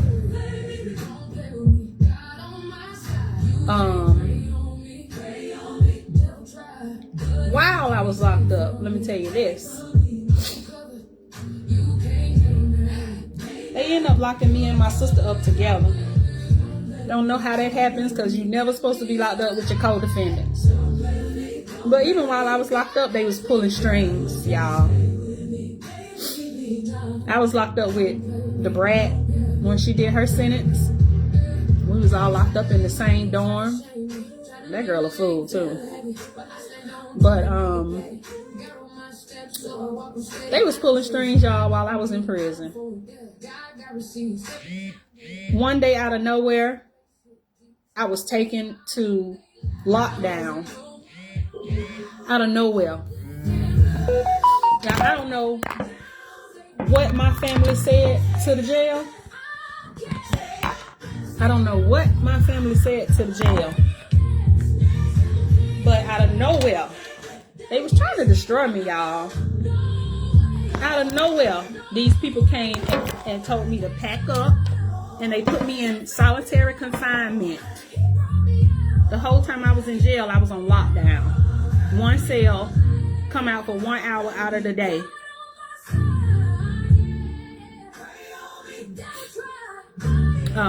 Like I said, initially they had me and my sister in the same pod together. We was in the same pod for like 2 months. And matter of fact, it was so perfectly timed because I was put in lockdown before I got that motion of discovery from my attorney. Now, mind you, me and my sister in the same pod, so she know I'm waiting on it. To this day, I still don't know, y'all, what they told the jail. But they made a point to have me and her separated before I got that motion of discovery. Because she already knew. Bitch, I'm finna catch another charge. I'm finna beat your ass. I'm in here because of you. I don't have no violent charges. I don't even get in violent shit. To this day, I still don't know what they told those people. I wrote the sheriffs. I wrote the lieutenants. I wrote the corporals. I wrote everybody that I could think of. I wrote internal affairs. I was writing every fucking body I could think of. It got to the point to one of the ladies, the lady, she was a corporal. I can't remember the bitch name, but she was a white lady and she was a butch old dyke bitch. And she came to me and she was like, I don't care how many people you write. I don't care who you write. How many people you write and tell them what's going on. You gonna be in here until you go to prison. That's exactly what happened, y'all. And it took them about 9-10 months. I'm just looking at the walls for 9-10 months. I ain't done a fucking thing to nobody. You know, I'm in the dorm with the brat. We all just being jailbirds.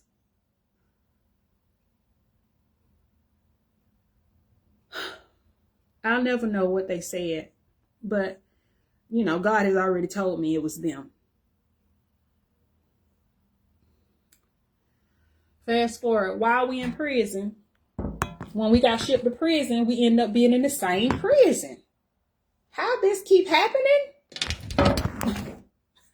I don't know, because it ain't supposed to happen.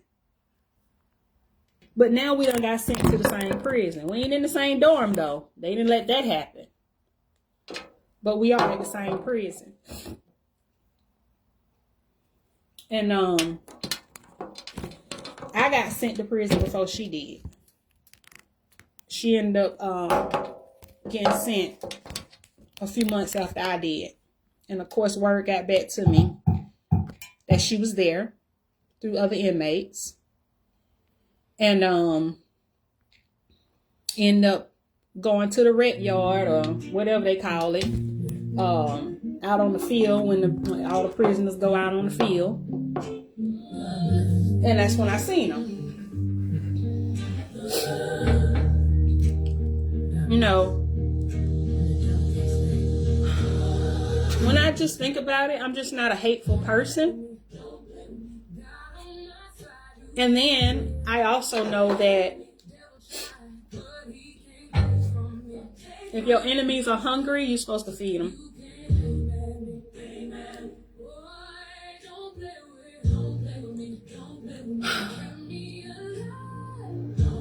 If your enemies wish the worst on you, you're supposed to pray for them. You know, I was raised in a church like with my grandmother and stuff like that. She kept us in the church when we were with her.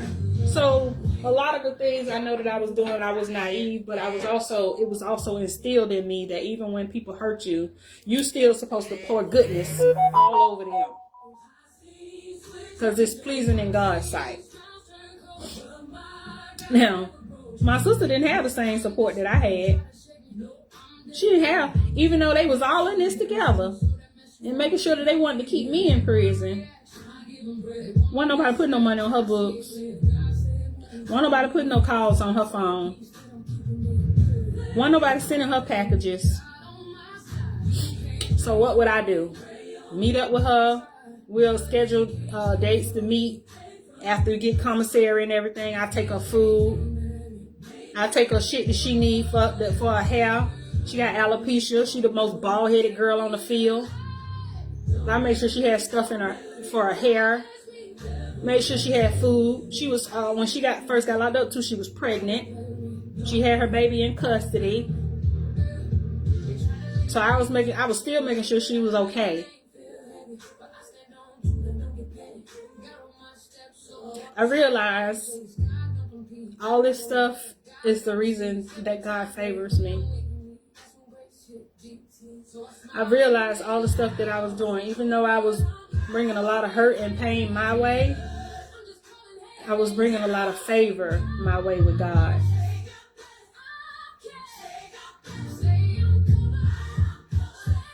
When I first caught the charge and I went on the run, when they started talking about giving me 25 years, I wanted to kill myself. But I couldn't do it. Like, I couldn't see myself shooting myself, taking no pills. Not taking pills, but I couldn't see myself committing suicide. So, like, just blowing my brains out. And I had guns. So, I started using drugs in hopes that I would just die. I started popping ecstasy pills. Never even thought about it. I mean, I always had people, because back then, it was like the thing to do. Them damn dolphins and double stacks and triple stacks. And I had never even thought about doing no shit like that. I was just smoking weed. But I really wanted to take myself out. And I didn't have the courage to just blow my brains out. But see, even with that, God saved me. That's why he allowed me to get caught. Because he's like, girl, you was not finna go out like this. You're not finna go out like this.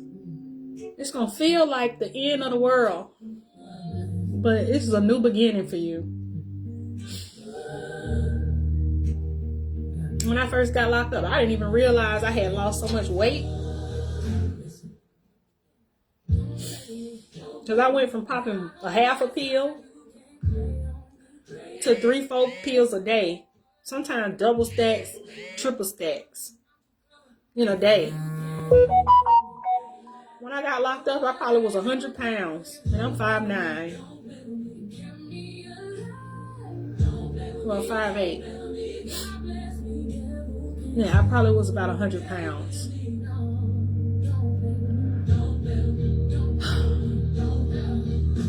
It took me weeks to be able to sleep, to eat,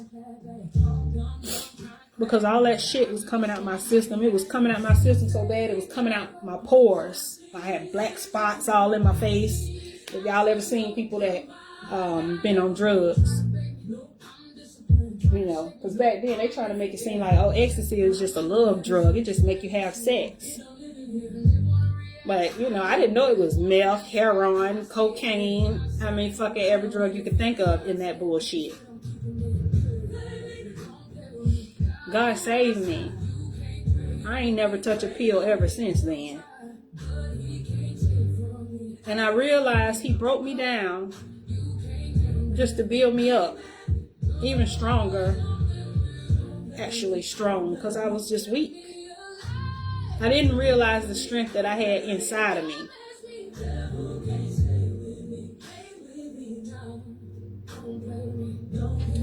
While I was locked up, when I started, while I was locked up, I found out that my sister, Misha Russian, had started dating my fiance.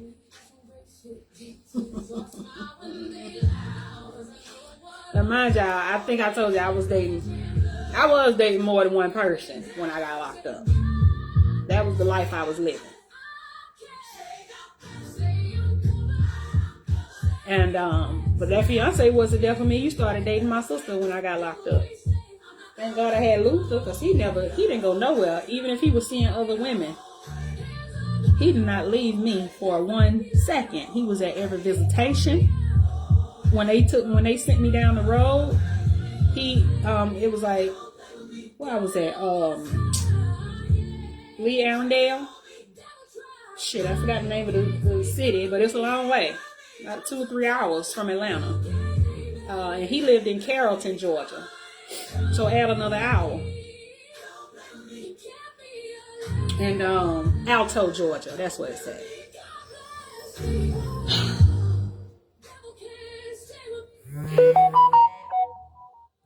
So, after I did my time, I'm free of the halfway house, everything. I'm like, okay, God, December 27, 2010.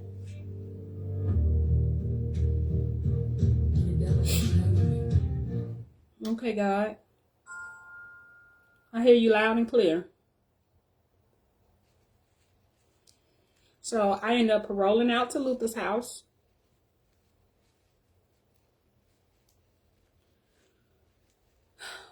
For some reason, the sister that I was locked up with,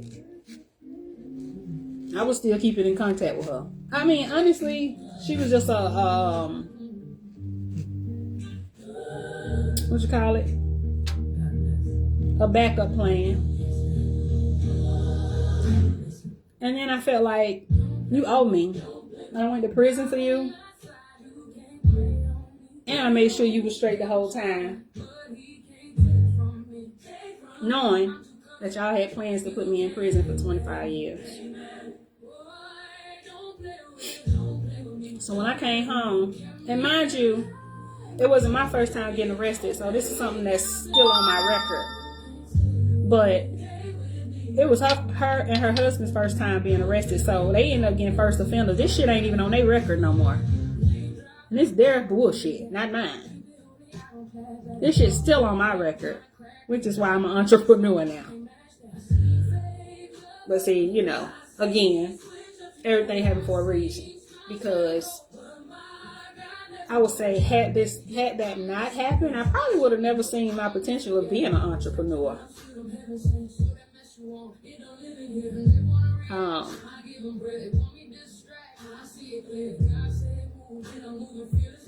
So I got this tissue stuck all over my.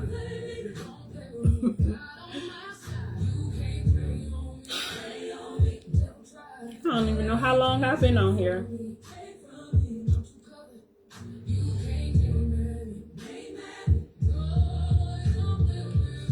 But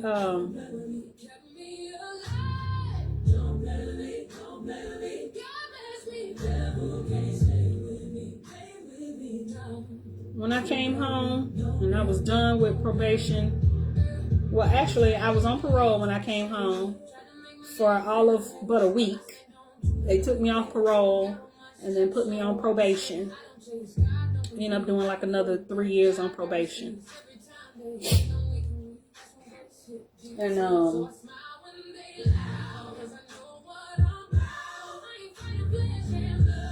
the reason I stayed on probation for that long was really because I owed restitution. I had to pay this bitch medical bills, and probation fees and stuff for the crime that I committed. Once I finished making all those payments and everything, which was thousands of dollars, then they went on and took me off probation and everything.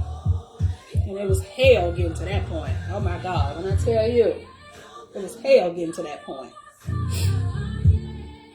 But I got through it. I'm like, I survived all this. Girl, you're something else. But I still wasn't really seeing how covered I am. So God still kept trying to show me. He just kept showing me. Like, I'm always going to be here to protect you. You might not hear the conversations in those rooms of your enemies, aka family members. But I'm always there to hear it, and I got your back. Okay, God.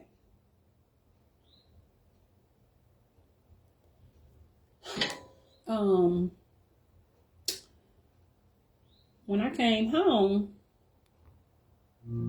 I have 27 nieces and nephews in all.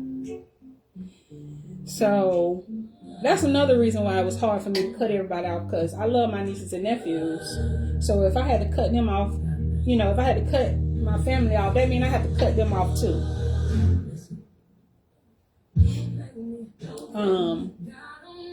But it got to the point to where you just gotta do what you gotta do. At the end of the day, them ain't your damn kids.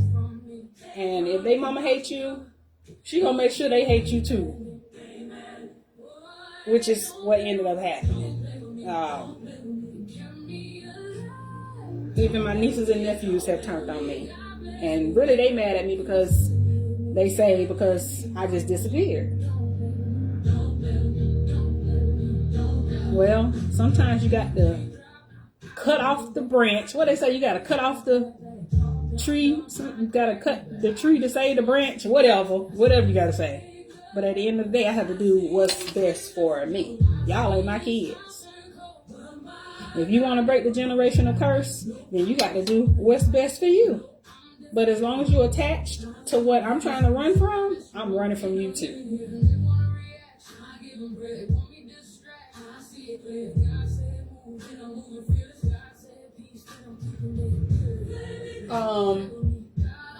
There's so much more,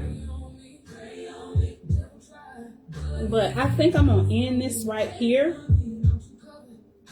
just because I need to regroup myself, talk to God a little bit. Maybe I'll come back with more stories, but I definitely want you guys to I'm gonna start posting receipts like I did on this last page that I made. You'll see me tag that page. It's gonna say Jackie Rankin. It used to say Jackie Incest Freak Rankin, but I changed it. But that's a page that I made, and her picture is the profile picture. This lady that's supposed to be my mother.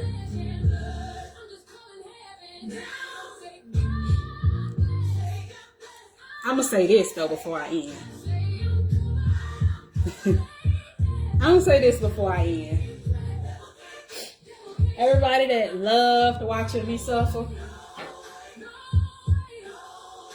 is now suffering. If they living.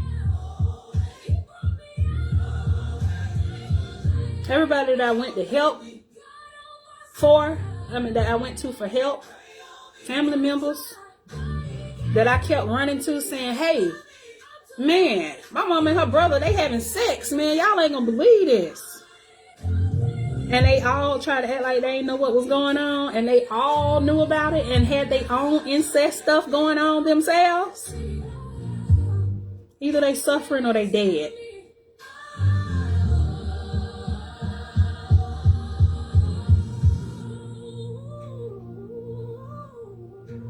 And I ain't saying that because I wish nothing on them. I would never do that.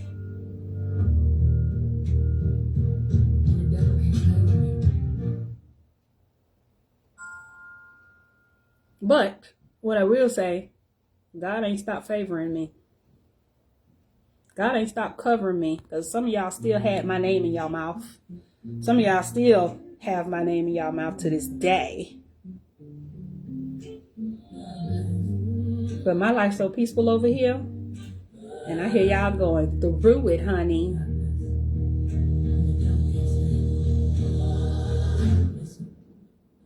Jackie, y'all wanted to tell everybody that I was the cause of you going to jail last year, ma'am. This the story, the narrative y'all putting out about me, which is why your profile picture is your mugshot.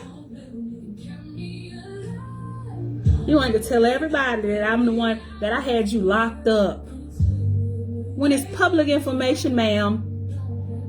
You was at Walmart in Conyers on 138 shoplifting.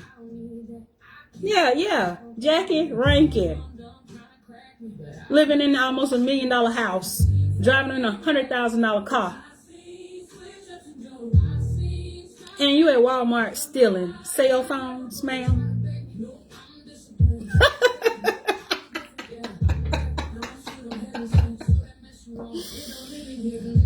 Sad. You know, I ain't had to steal in so many years. I thank God. You know, when I was in survival mode, oh God, I was stealing everything. But God has made sure I'm so straight. I ain't even had to think about stealing nothing. Everything I want, everything I need, I got. Everything I've wanted, I've had. May have lost it along the way or whatever. From the diamonds, the different cars, houses. I mean, I done had all of that. And I didn't go in and steal it. I worked for it.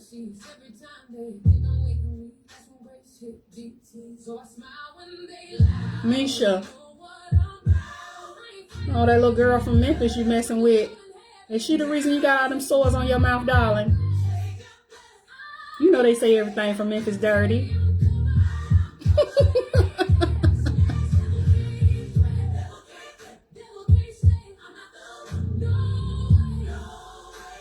Tanya. Oh, Tanya.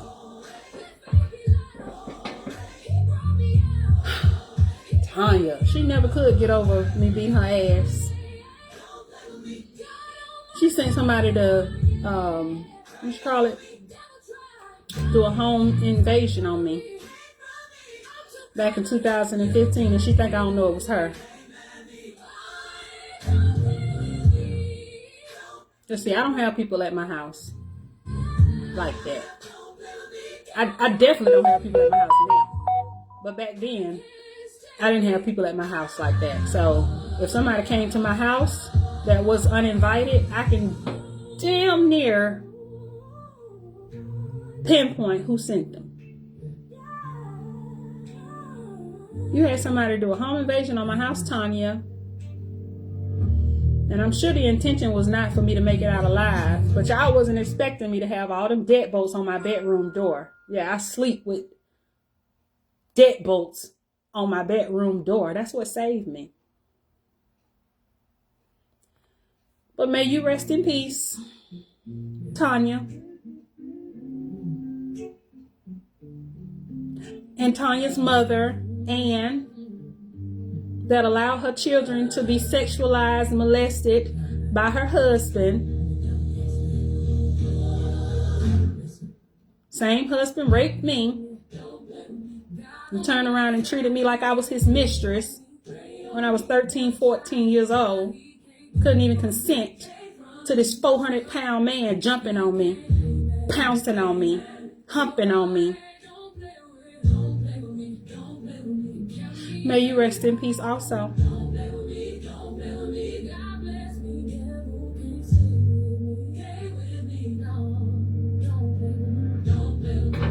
Yeah, I don't wish no ill will on nobody. Vengeance is mine, says the Lord.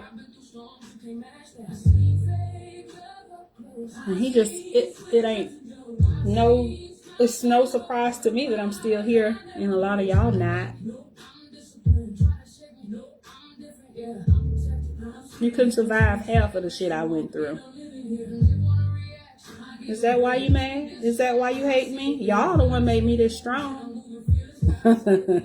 You thought you was breaking me down. That's what you thought. That's what you thought.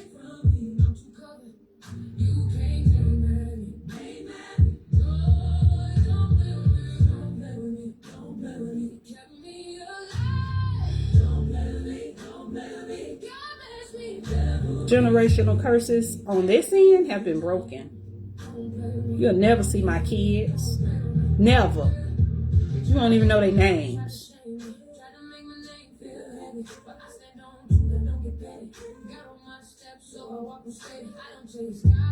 And I'm just getting started. I will start posting all the receipts.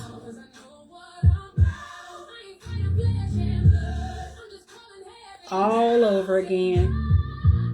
This time I'm gonna stay active on this page with a face attached.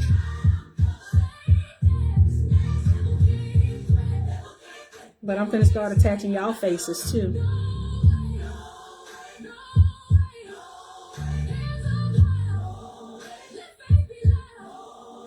To God be the glory. I'm still here. I'm happy. I'm living in my purpose. I don't want for nothing.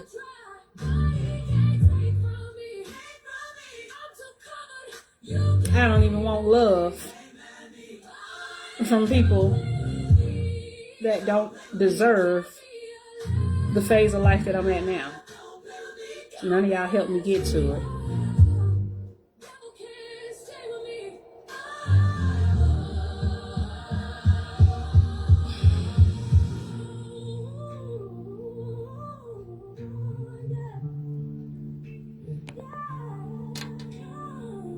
I don't know how many times I have played this song today, but I've been playing this song since 10 o'clock this morning.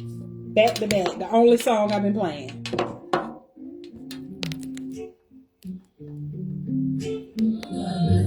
Absolutely. God is definitely working miracles.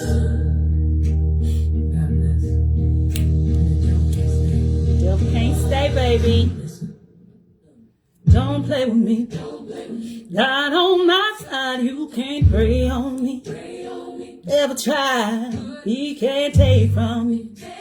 See, I'm too covered, you can't aim at me. Boy, don't play with me. You kept me alive. Hey, can't stay with me. Don't play with me. Hey, I don't need that. I don't clap that. Clap me. Baby, I hope y'all have heard this song. Oh. I'm disciplined. I'm different. It don't live in here. They wanna react. I give them bread. I see it clear. God said move, and I'm moving fearless. God said peace, and I'm keeping it pure. Don't play with me. God on my side. You can't pray on me. Devil try, but he can't take from me. I'm too covered. You can't aim at it. Boy, don't play with me. Scare me alive.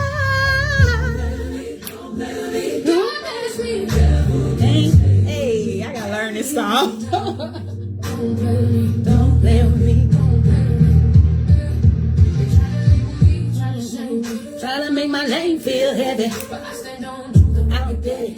Hey, hey.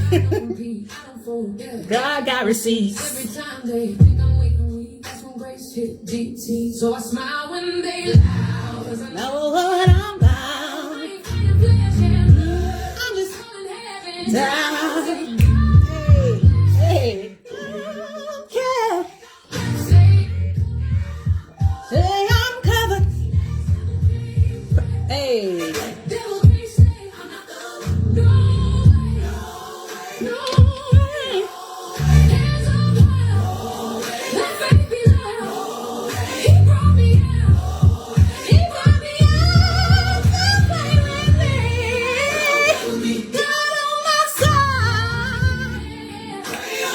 Devil try.